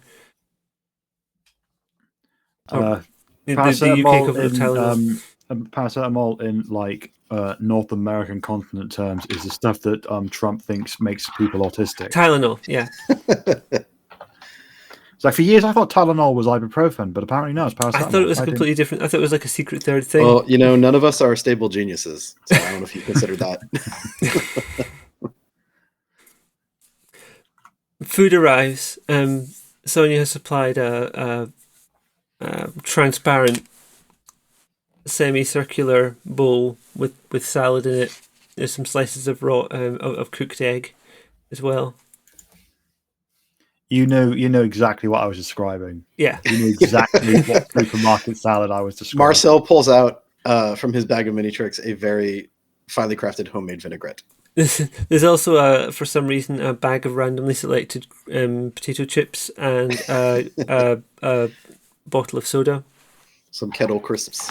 I'm trying to be friendly to our American friends and make sure I get descriptions that work for everyone. Yeah, there's salt and vinegar, which is apparently the thing that American people don't have. You don't have salt and vinegar. No, we do. I grew up eating that stuff in New England. I'm from Vermont, and we had it. It was my mom's favorite. I love that stuff.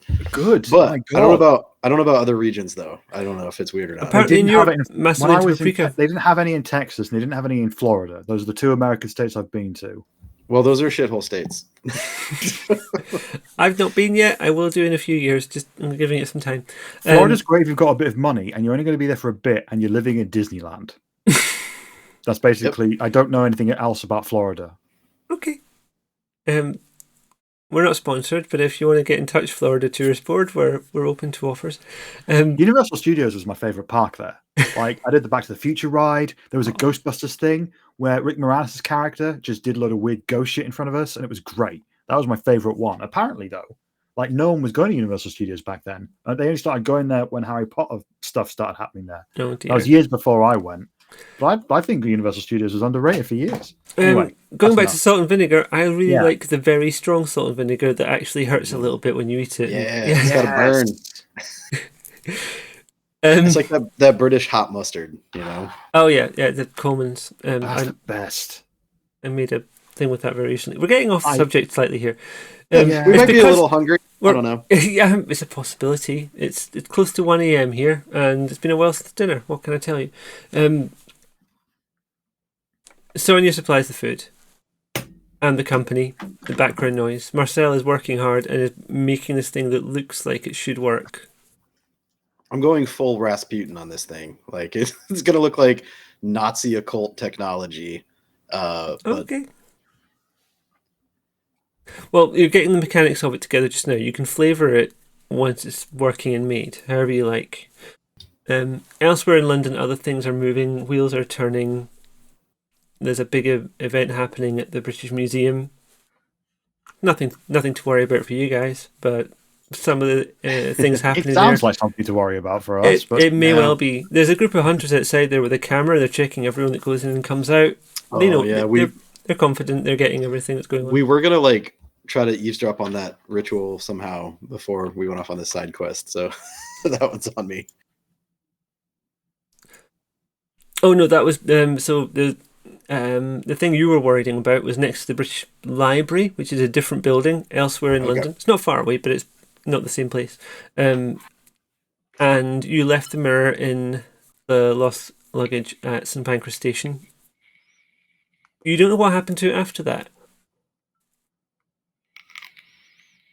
You managed to get security to talk you into letting you take it away. You returned with it. Man, maybe it's there now. Maybe it's not. Maybe people are doing a ritual with it. Maybe they open up and realise before that the mirror's been tampered with. Maybe they don't. I'm gonna have to watch the Vampire Game to find out, aren't I? No, that doesn't come into that yet. But yeah, the British Museum thing, that certainly does come into the Vampire Game. They might be about to take a decision on Friday that ruins your... it may have a big impact on what happens to you all. It's going to be exciting to find out. I don't know what they're going to do. But yeah, there could be a big Mithras-shaped problem coming to London. But you don't need to worry about that just now because you're making a cool glove and Sonia's eating some McDonald's. Yeah, this is some Indiana Jones and the Raiders of the Lost Ark style tick.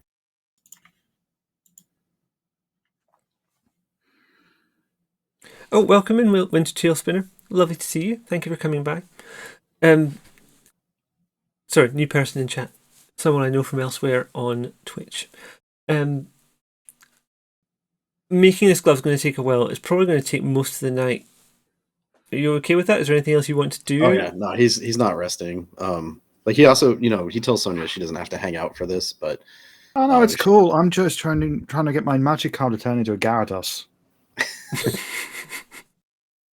Those are certainly words. And then I will info dump all of the details of what a Magikarp Pokemon is and why we wanted to become a Gyarados. Immediate and strong regret washes over Marcel.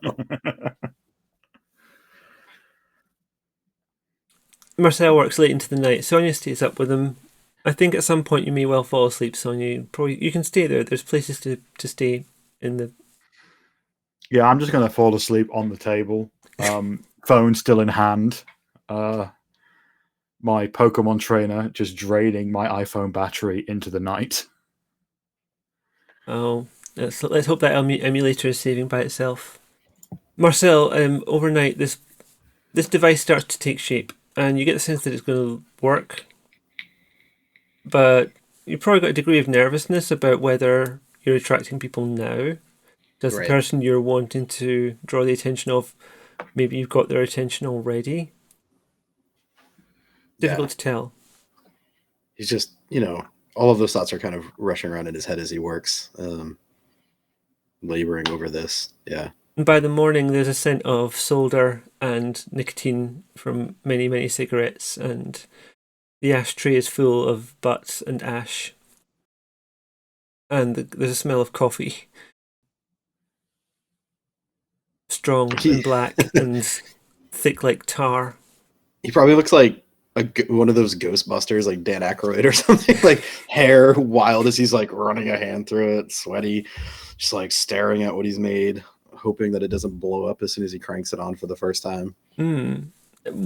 What are the circumstances where you want to turn it on for the first time? Are you going to do it tonight, or are you going to wait until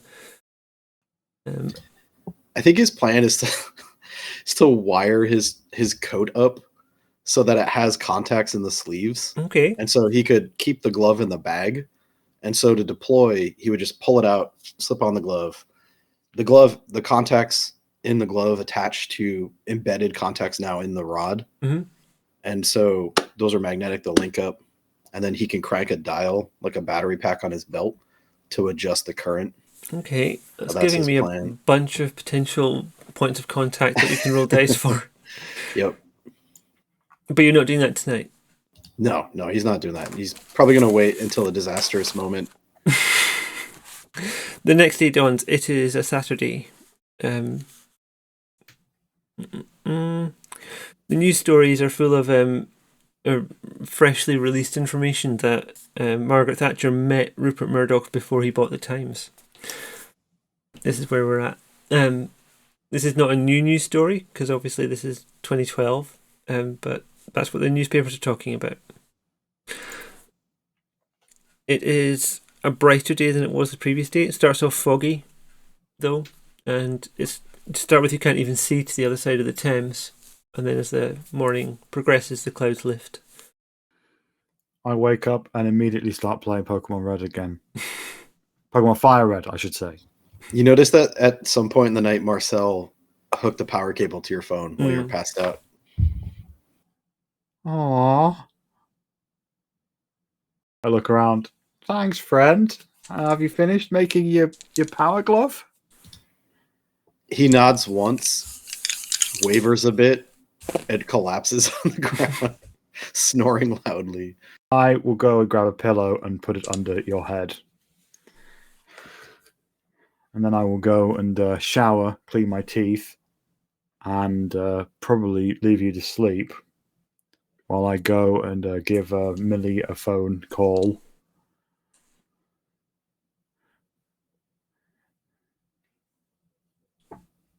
Upstairs, there's guest rooms above the dining area. And that's where you are when you're showering and getting yourself like ready for the day, such as it is now, mid-afternoon probably. What do you tell Millie? I just say, hey, so Marcel, he's kind of going through something. Sonia, you said you would check in. I was worried sick. I'm sorry, I got distracted. I guess basically it's like a major plot point for Marcel is playing out, like a real personal subplot. Like if this was a film and us like going after all the vampires in London is like the main thing, but each character has like their own like subplot that's really personal to them. We're kind of going through that with him. There's a horrible vampire that killed his kids and his wife, and so he's working on a way to attract that vampire to a place, and I guess I passed out. Now he's sleeping it off. He's been working all night on like a big like electric glove thing. Mm-hmm. But yeah, he's gonna, when he wakes up, I'm pretty sure he's gonna activate the thing that will attract the big bad vampire, and then we'll kill it. That's the plan. You want to attract a big bad vampire? Well, yeah, because it's like it's the one that killed his family, so it's kind of a whole, thing.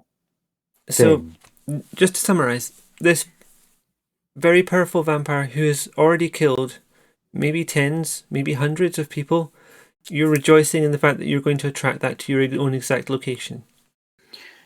Yeah, but I'm like the Raphael's designate, right? Like that's kind of my thing to do that. And this is a big vampire. Like I swore an oath and did all that stuff. So Sonia, I admire your confidence, but I would remind you that the reason that you're the designate now is because every single other one died. I mean, yeah, that's true. But also, this is the job, right? Just don't forget to take care. You are a Oh, lot of things, but you're still at heart a squishy human. you're right. We will. I'll make sure that Marcel activates the thing he just made in a place where we are. He's very much on our ground, like because we get to decide where we attract it. So we can attract it to anywhere we want, and we could set up all sorts of traps and stuff, and really, turn the tables, as it were. Okay. Let me know if you need my help, or if you need me to do any research or anything like that. I can be available. I am here to help you. Well, this is probably going to be the toughest vampire that I've ever faced. So, if you could do some research into ways that would be very effective. Actually, no, here's something. Right. And this is going to sound weird, but he's got like this bone, but it's made out of like a crystal kind of a thing. And it's really, Crystal bone. and it's red. Okay. It's got a deep red. And this big bad vampire can detect its location. Mm-hmm. Have you ever heard of anything like this before? Not in real life. I've heard of it in stories. I've not heard of anything like that happening around these parts. Not since I've been working this job. Would you be able to go look at your old books and see if there's anything that comes up? Yeah. So a red Oh, hang on. rock I'll take a stone. picture. I'll take a picture. I'll send it to you. One sec. And I'll take a picture of the bone. He's like face down on the ground, drool pooling under his, like onto the cobblestones, and his fist in the power glove, like gripping the bone. So you probably get a good bit of Marcel's drooly face in the photo too. I'll just leave as a message. Ignore Marcel. He's very, very sleepy. He was up all night working on his this power glove thing. Sonia, when you try and take a picture of the bone, an interesting thing happens. Well, maybe interesting. It's blurry, and you try and take it again, still blurry. Everything else, detail's pretty good, but around the bone, blurry. I'll call on the phone. I'll just say, yeah, the picture's not coming around. The bone is resisting my camera. You might have to come here and have a look. I'll work with what I have for now, and if I can find some more information, I will tell you. And if I feel like I'm not getting anywhere and need to see it, I can come and see it. But frankly, I am a little bit scared and hesitant to come to the location where this artifact is. That's reasonable.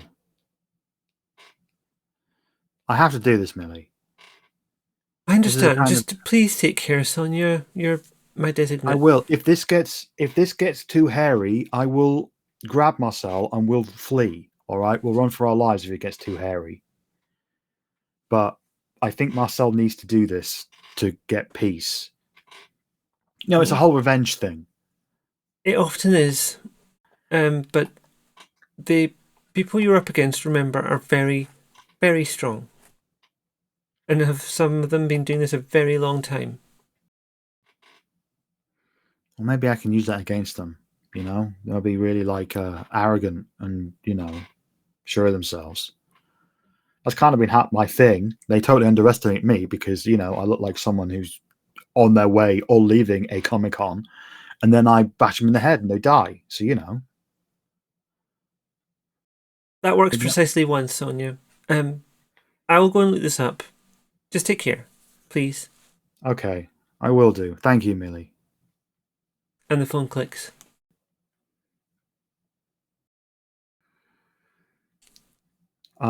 Taking her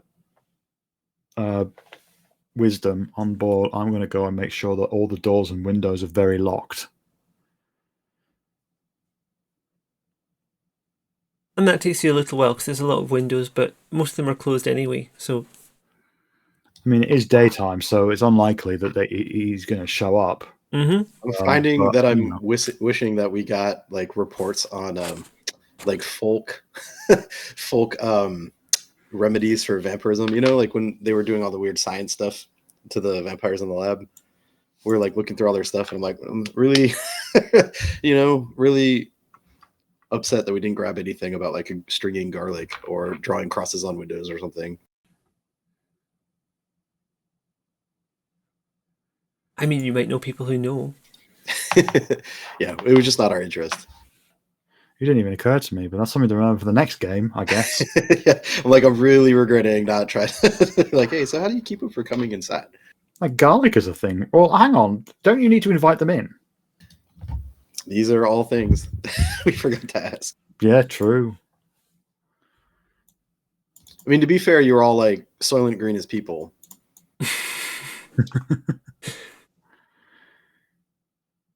Yeah. Yeah, we were dealing with vampires being a problem to a sane world. Oh, yeah.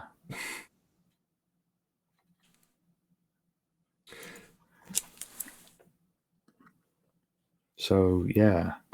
So what do you intend to do now? You've got a glove, which may or may not be working.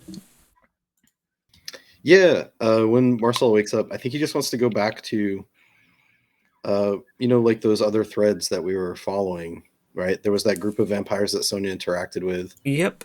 Who you sort of went into the tunnels and you sealed the way they came out. Yeah, I arc welded some of the manhole covers shut. Yeah. Which probably just pissed them off. I was like, maybe they'll get caught out in the sun. Maybe they'll run back and suddenly they can't get in. Who knows? It's worth a shot. Was there anything else you wanted to follow up on just now? Yeah, I mean, we have a plethora of stuff, right? Yeah. So anything that you want to check into, Sonia? We never figured out that. Oh, sorry, I didn't mean to talk over you. I was just going to say we never figured out that ghost toy thing. And Dr. Fairbanks has the toy at the moment. Mm-hmm. I mean, the ritual that they were working on with that mirror might be worth checking out the building next to St. Pancras.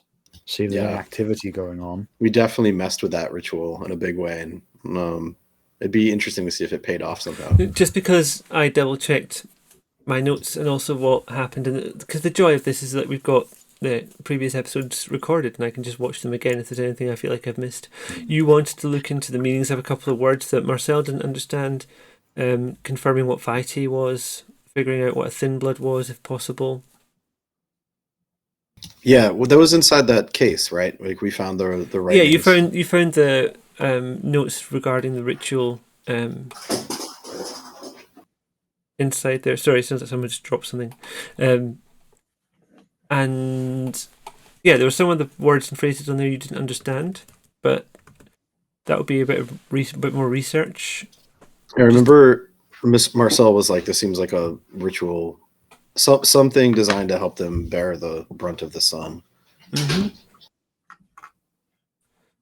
I'm just looking back to make sure I did share it with you. I think I did because someone read it out. Yeah, you did. It's in the chat. Cool. Or actually, it's pinned. I think it may well be pinned. Yes.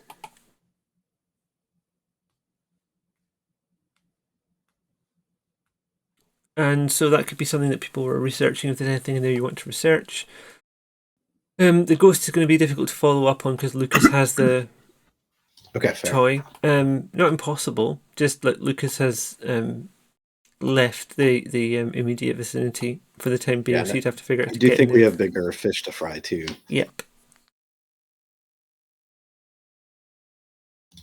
Any looking particularly juicy, Sonia?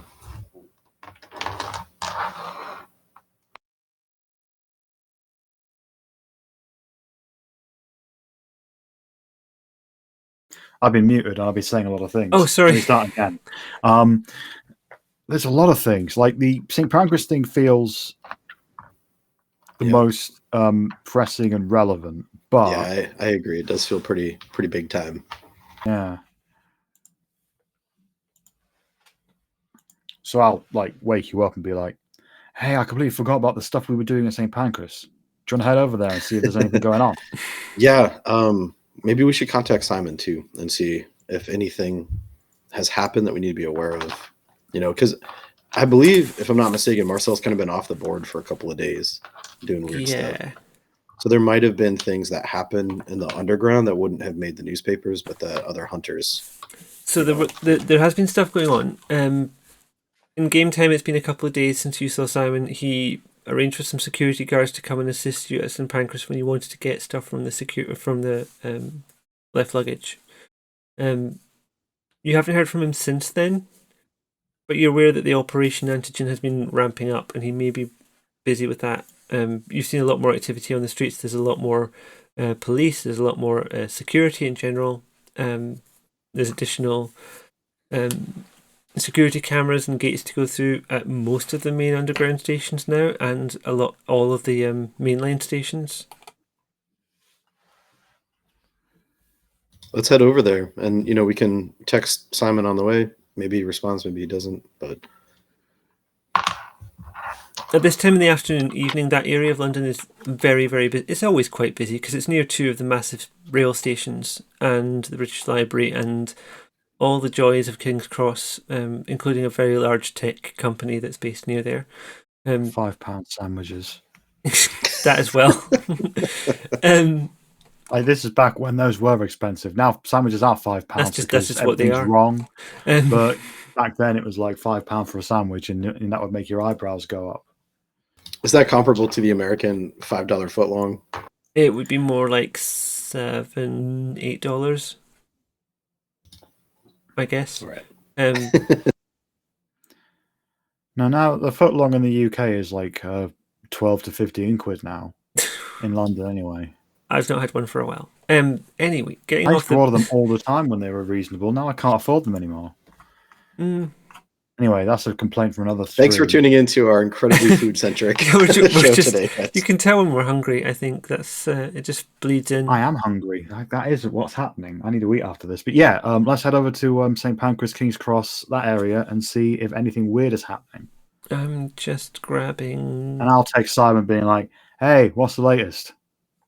What am I looking for? I was looking for a very specific picture I have somewhere of something near there. I'll also add to another text to Simon. Do you like old video games? Because I figured out how to put old games on iPhones. Simon makes it robustly clear that he doesn't have time for old video games.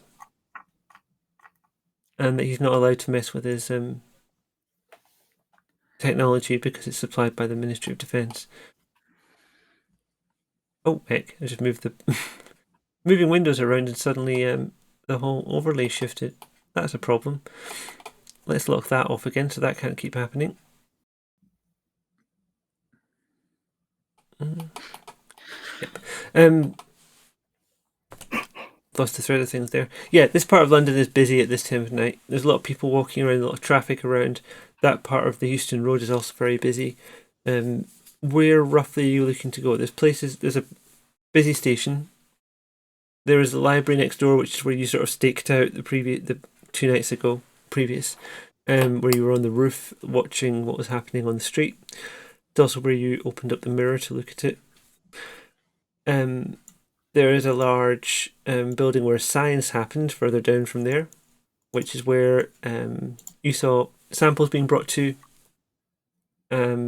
One night, Sonia had gone with... That's where we saw them take the case and put it into left luggage, right? Yeah, so there was the Millennium Mills where the tests were being done on test subjects that had been taken from various operations.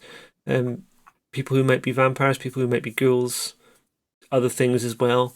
And you followed a van that was taking something from there to a large science building nearby.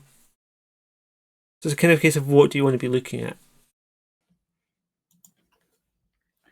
I mean, first thing, Marcel, Do you know about big issue salespeople?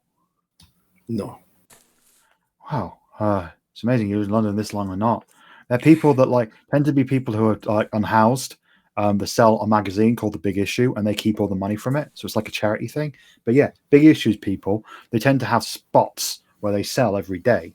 So maybe we can ask a big issue salesperson if they've seen anything weird going on around here, because they would be the people to ask, and then we can sort of, if they have seen anything weird, we can follow that. If not, then nothing's lost. Okay, I think you should approach them. You are the most charming of the two. Also, those guards that Simon had help us out, they might have useful information as well if they're still here. All right. If I remember correctly, he was like, have some people say some stuff to those guards. Yeah. And they'll let you kind of manhandle the things that they have under guard there. And we did that. So, I don't know. All right. I'll go find a big issue salesperson. You go talk to you go see if you can find them, and we'll meet up by the British Library. All right, split the party. Let's go. There's only two of you, and you're splitting the party. Okay. We're just gonna have a chat with a person who's selling some magazines. Well, how dangerous could that be? Sonia, can you please roll me a wits investigation as you yes. look for a seller of the Big Issue magazine? 2 successes. Okay. You spend a while walking around this area of the Euston Road, St Pancras Station, King's Cross Station, that road up between them, which I can't remember the name of right now. You don't see any big issue sellers. There are some people around who are clearly unhoused, but none of them are selling the big issue. All right, I'll ask one of the unhoused people. Okay. There's a guy with a dog. He looks like he's wearing most of his clothes at once. Sounds perfect. Always just a guy with a dog. So I'll go to him and be like, I'm trying to paint a very generalised picture here, I'm sorry. I'm also trying not to be offensive, so I'm walking a line here. I'll walk up to him and just be like, hey, I like your dog. Yeah, his name's Prince. What do you want? I'm trying to get... Oh, I was going somewhere. Oh, sorry. My name's Sonia, and I was just wondering if you've noticed anything strange happening around here in the last couple of days. There's always fucking something strange happening around here. It's Yeah, but really strange. Like what? Like paranormal. You've seen nothing like that. Have you seen anybody carrying cases with stuff that made you feel uncomfortable? It's a train station, mate. There's always people carrying cases. Yeah, but did any of them give you a funny feeling? One of them gave me a tenner. I think he just got off the train from Europe and didn't know how much it was worth. Oh. Was there anything odd about this person? Don't think so. Okay. I might be backing up the wrong tree. Nice to meet you, Prince. Here, and I reach in my pocket and I pull out 52 pence. I'm like, thank you. And I put that in his hand and I walk away very quickly. Nods and walks away at speed. That's a bust. All right. I think that was the weirdest thing that they've seen. Yeah. Yeah. So I'll head over to the British Library well, my grand plan didn't work. It's a really busy area and I never recall having seen a big issue seller in that area. Well, also, I'm aware of what football is amazing. Sonia's social skills, as we discussed pre-stream, are. I made it my mission to not add a single point to any of my talkie skills. You played it impeccably.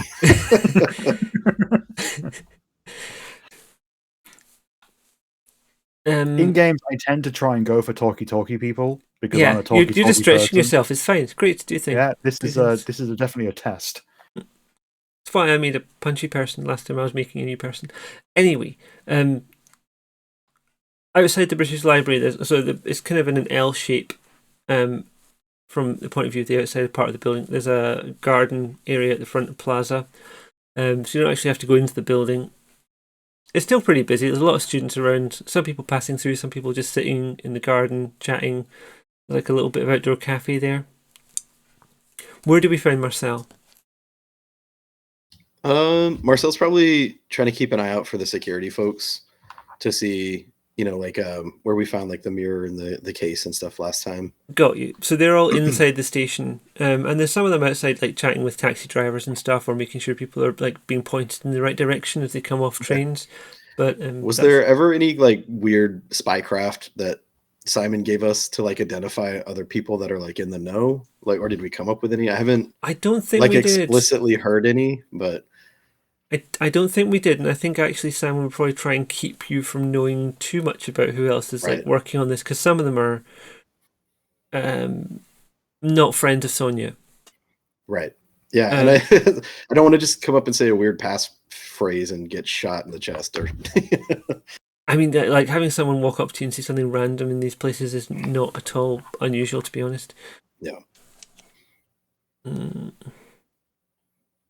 So yeah, I guess like just visually, he's going to try to spot where those items were kept before and just see if there's been any disturbances to those areas. Like maybe they've closed off a section, or maybe they've put stickers over something. Just it doesn't have to be anything at all, but just to. There's no sign of anything at all unusual today, apart from there's increased queues everywhere, and a lot of people are pissed off because they're having to go through all these extra steps in security to get on and off trains just leaving London, and a lot of commuters are very entitled and don't want to be held back from doing anything that would, like, they want to get to where they're going. They want to get there 5 minutes ago. That's the main vibe that's happening in the stations right now. It's just a lot of people pissed off and talk of terrorism, but there's no sign of anything happening on the street ever since the attempted kidnap at the Shard a few weeks ago. Nothing is, as far as they're concerned, is happening. Behind the scenes, loads is happening, but they're not seeing that. Sure. Yeah, I think, if there's nothing like visibly off kilter, he's just going to go find Sonia and chat with her about. There's security. Some of them are armed at the stations. That's a little bit unusual, but not at all unprecedented. Right. Sonia, you find Marcel. Where do you find Marcel? I went to the front of the British Library, which is where. Yeah, it's made out of marble around there. There's some really neat fossils in the actual paving. Really interesting. If you want to ever go and look, you can. Spending a lot of money on marble might have been a debatable thing to do, but they did it. It also makes it very, very slippery. But it's like marble and red brick, from what I remember. Maybe Marcel's looking at it, trying to figure out the. If it's conductive as well, trying to figure out the properties. I mean, one of the weird things about the British Library is from the outside, it does look like a ship. It's kind of laid out like a sort of ship shape moving towards you on one side, and then the actual body of the building is doesn't look like a ship, but like viewed from a certain angle. Why it looks like a ship, I don't know, but it does. That's interesting. I've never like heard or seen a visual description of it. I've only heard about it. Like, yeah, I mean, text, it's nice inside, but yeah, from the outside, there's a lot going on. Anyway, you're in the plaza area outside when you meet. Sonia sticks out in a crowd. She's wearing a Pokemon t-shirt. Any luck? Nah, I couldn't find a big issue salesman, but I found a guy with a dog, and he couldn't tell me anything. What about you? Well, I'm very interested about this dog. I was called Prince. He was really adorable, but the guy, his owner, wasn't particularly very helpful. Well, I'm sure you greeted him with your customary charm. Well, he didn't seem too hot, too into what I was doing by asking him things. But, I was getting in the way, and I was probably asking him some very, very blunt questions. I asked him if he'd seen anything paranormal going on. He just looked at me like I was crazy, which is probably the correct response, to be fair. Yeah, it seems like par for the course. It was a long shot anyway. I too have not seen anything terribly interesting. These guards are more active. The frequency in which they patrol is increased. They appear to be carrying weapons, visibly, which is new. But otherwise, no sign of our tempering. There's been a lot more armed police, armed everyone on the streets in the last few days. That is, I put that down to Simon and Yes. those particular. Are they good? Are they not good people? We met the other day. There's some. They're ramping up. This insistence on seeing people as good or not good, I think, is limiting your vision. Respectfully. No, you're probably right. I should probably work on that. It's very hard though, because it's easier to see the world Yes, as good or bad. people are many things all slapped together at once, like a gum on the bottom of your shoe. Some good, some bad. As I'm learning. Yes, I would greatly like to get a look at those containers where those items were held, but I don't think we will get there today. The last time we had Simon's help, and we had a distraction. This time, security is much tighter. And, no Simon on the phone. So what do you want to do? I don't know. Does your friend Millie have any information on those things she was researching? I'll send her a text, see what she says. I text Millie saying, "Hey, have you found anything? No problems if you haven't. Just checking in." Smiley face. She texts back. She doesn't recognize the situation, but there is talk of some supernatural creatures that can track bones, other artifacts. Nothing this specific that has been written down that she can find right now. I'll show Marcel the message.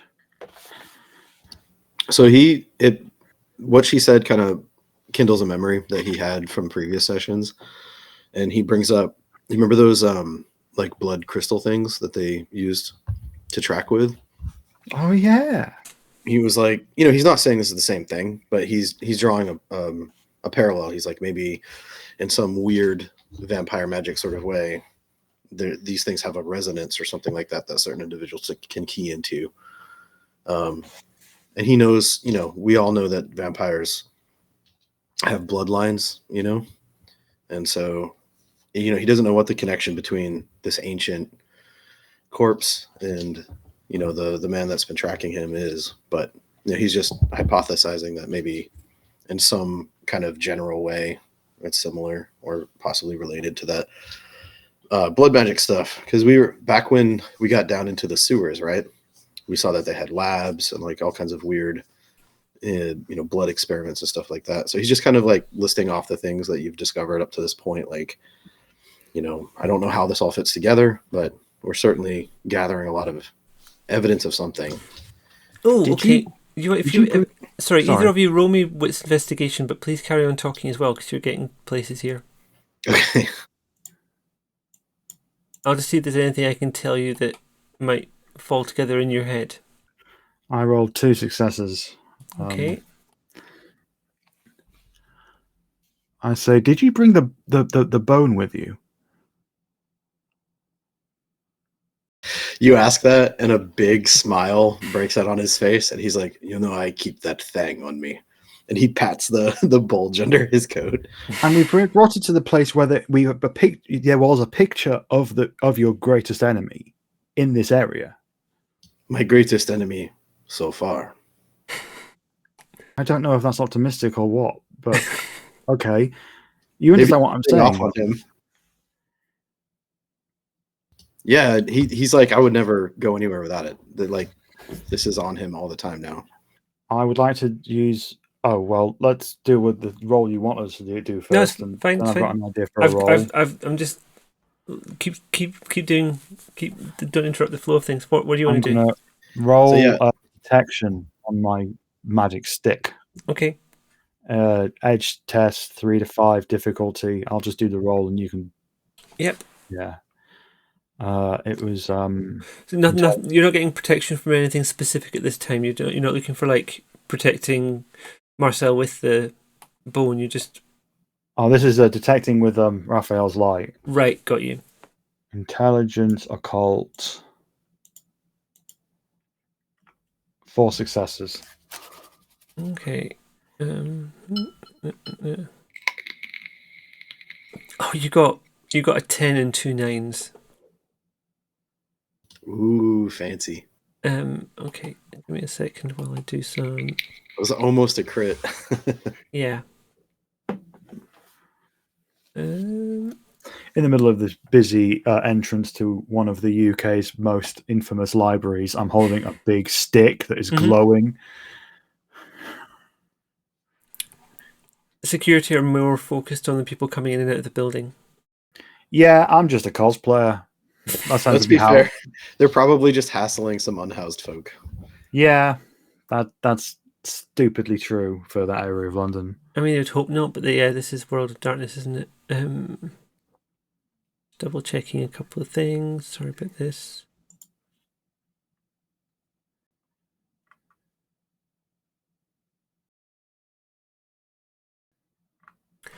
Okay, from here, you're not getting much of anything. There's a lot of people. There's a lot of things happening. You're not getting a strong indication of anything happening in this generalized area. Maybe up to about 100 yards around you.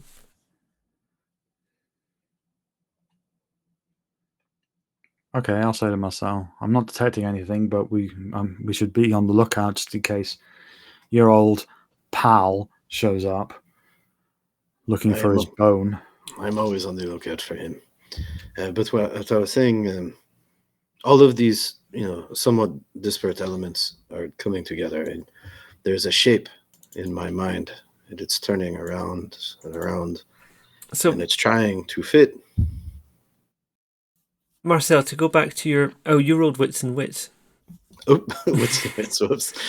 That was a really good roll, but it was wits and wits. I'm tempted. I'm going to give you something for it, but careful with that.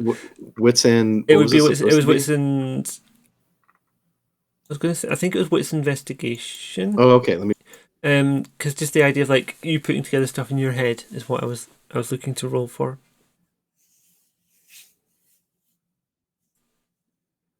Oh, that's not as good, but no. But it is more honest. So when you start thinking about what life is in London, everything costs money, and you came across at the place where all the neon lights were stored and where there were a couple of shambling corpses, there was some evidence in there of someone who was funding investigations. A lot of money was changing hands. Is it the same guy that we found out bounced, left town?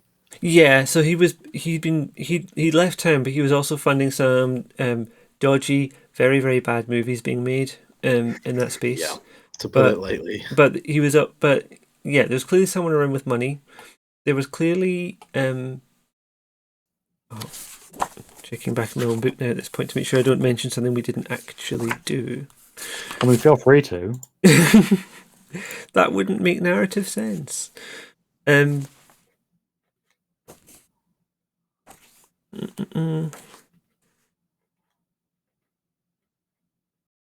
trouble is, it's interspaced with other stuff that we haven't used for something else. There's money. There's a ritual. There's a people that you, Sonia, met who were trying to figure out a way to escape London in the first place. There was a golem guarding something underground. What you're seeing evidence of is people doing occult science experiments. And some of them are trying to pass as mortal. That was the sense you were getting from reading the ritual before. You didn't understand all the ins and outs of it or where all the ingredients were coming from. But that's the sense you were getting. And if someone was doing that, it would make sense to guard it not just from people like you, but from other kindred.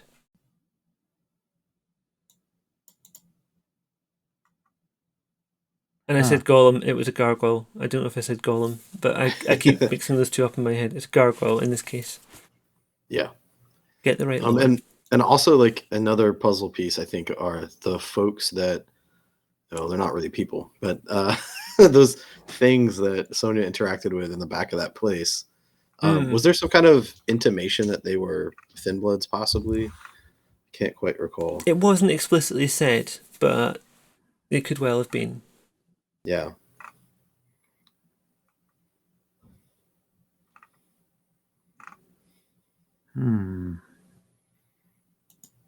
Have you kept in touch with any of those things? Oh, a little bit. I tried to text them about how to install an emulator on your iPhone, and they didn't seem interested, to be honest. There was something that you said to them that caused a bit of panic. I don't know if you recall. A lot's happened since then. There was like a phrase, and then I believe, if my memory is correct, they were like, "We need to talk." Did that talk ever happen?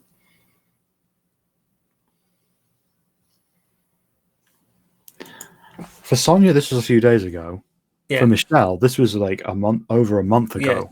3 months ago. Help Yeah, me. sorry, I don't mean to throw a spanner in the works, but that's what I don't know. I could be wrong, but that's what my memory is telling me. Storyteller, help me. I'm trying. I have notes about a lot of stuff, but I don't have notes on hand about that very thing. Well, it was after we found the parchment with all of those phrases on it. Remember? Yeah. Mm-hmm. And Well, I think that you was were like, last. That was the last session. So you were going to go and ask some people about it, and I don't think we got to that because you got Okay. distracted by the bone and other events. So we had Okay. we'd hit a fairly major point for Sonia where she was like, "Oh wait, some of the vampires might not be that bad, and some of the people might be Yeah. really bad." And then we hit a point for Marcel where it's like, "Oh, this guy is definitely here."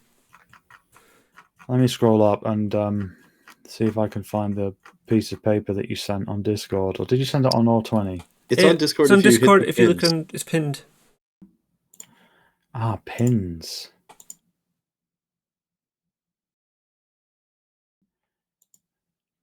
Yeah, I don't intend to derail. I'm trying to find a lead, and like Yeah, that it's was fine. It's fine. tickling my the back of my mind. I was Let like, me wait. text them and see if they've got anything to say. So I'll text them, just be like, "Hey, so what do these phrases mean?" Okay, are you quoting any phrases in particular? Uh, Because there's some things they might reply as a text, and there's some things where they'd be like, "Okay, we should talk about this in person because we can't text this." you know what? Scratch that. I'll just be like, "Hey, do you want to meet? I'm at King's Cross right now. Do you want to meet up for a coffee and talk about that list I sent you?" Okay. I have to do a quick roll. I have to include hunger. Anything a vampire does has to include a hunger die. Right. It doesn't affect you. It just affects how they are when they turn up. Which could, in a roundabout way, affect you. Yeah, I mean, yeah, could do. You're not going to get a reply just now because there is still 3 to 4 hours of daylight left, and they're not awake yet. But when they get the message, they will respond. Yeah, we do have a lot of irons in the fire, so something will pop up eventually, Sonia. I'm sure of it. Well, I'm not seeing anything particularly crazy going on around here. Let's go. Let's see if we can get back up to that spot and have a look at the building before we go. All right, yeah, like up on the fire escape. No, it's easy enough for you to walk through the building. I think you can, because you all being normal folks with nothing too weird in your bags that they can get to. I do have a big stick and a shovel on my backpack. I'm remembering that, and I'm thinking actually, if you were approaching them with a willingness to show what's in your bag, they'd probably be okay with that because, like, you're obviously not going to walk into a gallery or something and start smashing things. No, that's Probably. not the plan. So I'll just. Or do you want to go in stealth? Do you want to like try and climb the side of the building or something? Get up a fire escape? Because I don't want to force you into something that would be unrealistic. Because that would be now. The more I think about it, I'm happy to go in through the entrance. Marcel, would you do you want to sneak in or do you want to go? Yeah, last time he snuck in. It was also nighttime, so it was maybe more favorable for him. yeah. I think he's happy enough to let you go up there. Like he's absolutely not going to let anybody go through his bag. He would probably get arrested like post haste. So yeah, he's happy to like just open a line of communication with Sonia once she's Okay. up there. All right, I'll see you in a sec, and I'll walk in and go through. So the security you walk in, up a few flights of stairs, up an escalator, out the back, and onto the roof of the open air section at the back where there's a bunch of tables. Leading to the centre for conservation, I think. From the roof there, you can see out over Midland Road and the side of St Pancras Station, the little service car park where you found the sigils in the ground and the some of the containers of mica and obsidian. The road's busy. There's a bunch of taxis. There's people pouring out of the station into taxis almost constantly.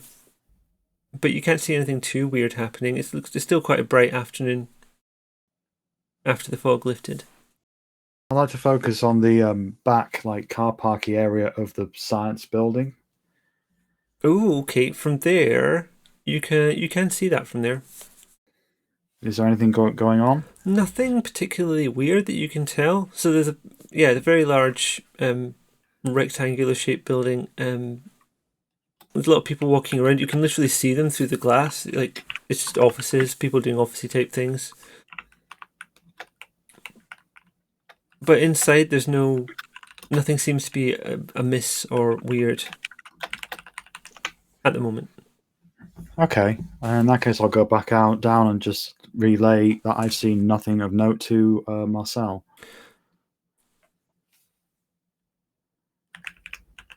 And I think what we'll do is we'll finish up there for this session, if that's okay. What we'll do is in the next session, you'll get a response from your text messages to the people who are not awake yet. Yeah, sounds good. I'll roll again for Amelia and see if she can get some more information. I think this time, Marcel would like to go with you, Sonia. As you go into the den of iniquity, I think he's feeling like he's got a little juice now. So okay, as long as you don't go in there and start murdering them all. I mean, not right away, but also murder. They're already dead. So okay, semantics aside, you understand what I'm communicating. Thank you very much to you for watching. Thank you to the wonderful players, who I'll be reintroducing again in a second as we finish up. Our next game of Hunters should be on the 10th of November. And the next game on the channel will be Vampire the Masquerade, which also takes place in this universe and will be happening on Friday, 31st of October, 8 p.m. GMT, which this week and this week only is an hour later in American equivalents due to shifting clocks. And we couldn't not play Vampire on Halloween. Do you want to say who you were playing, and if you've got anything to plug, please plug? I don't at the moment, but come back in a month. Okay. Thank you, Michelle. So my name is Logan. I was playing a rather squat, irritating, overly dramatic Frenchman. Well, quasi-Frenchman. And I'm very much looking forward to either frying some vampires or getting fried by vampires next time. Cool. Thank you very much, and we'll see you again soon, hopefully. Good night.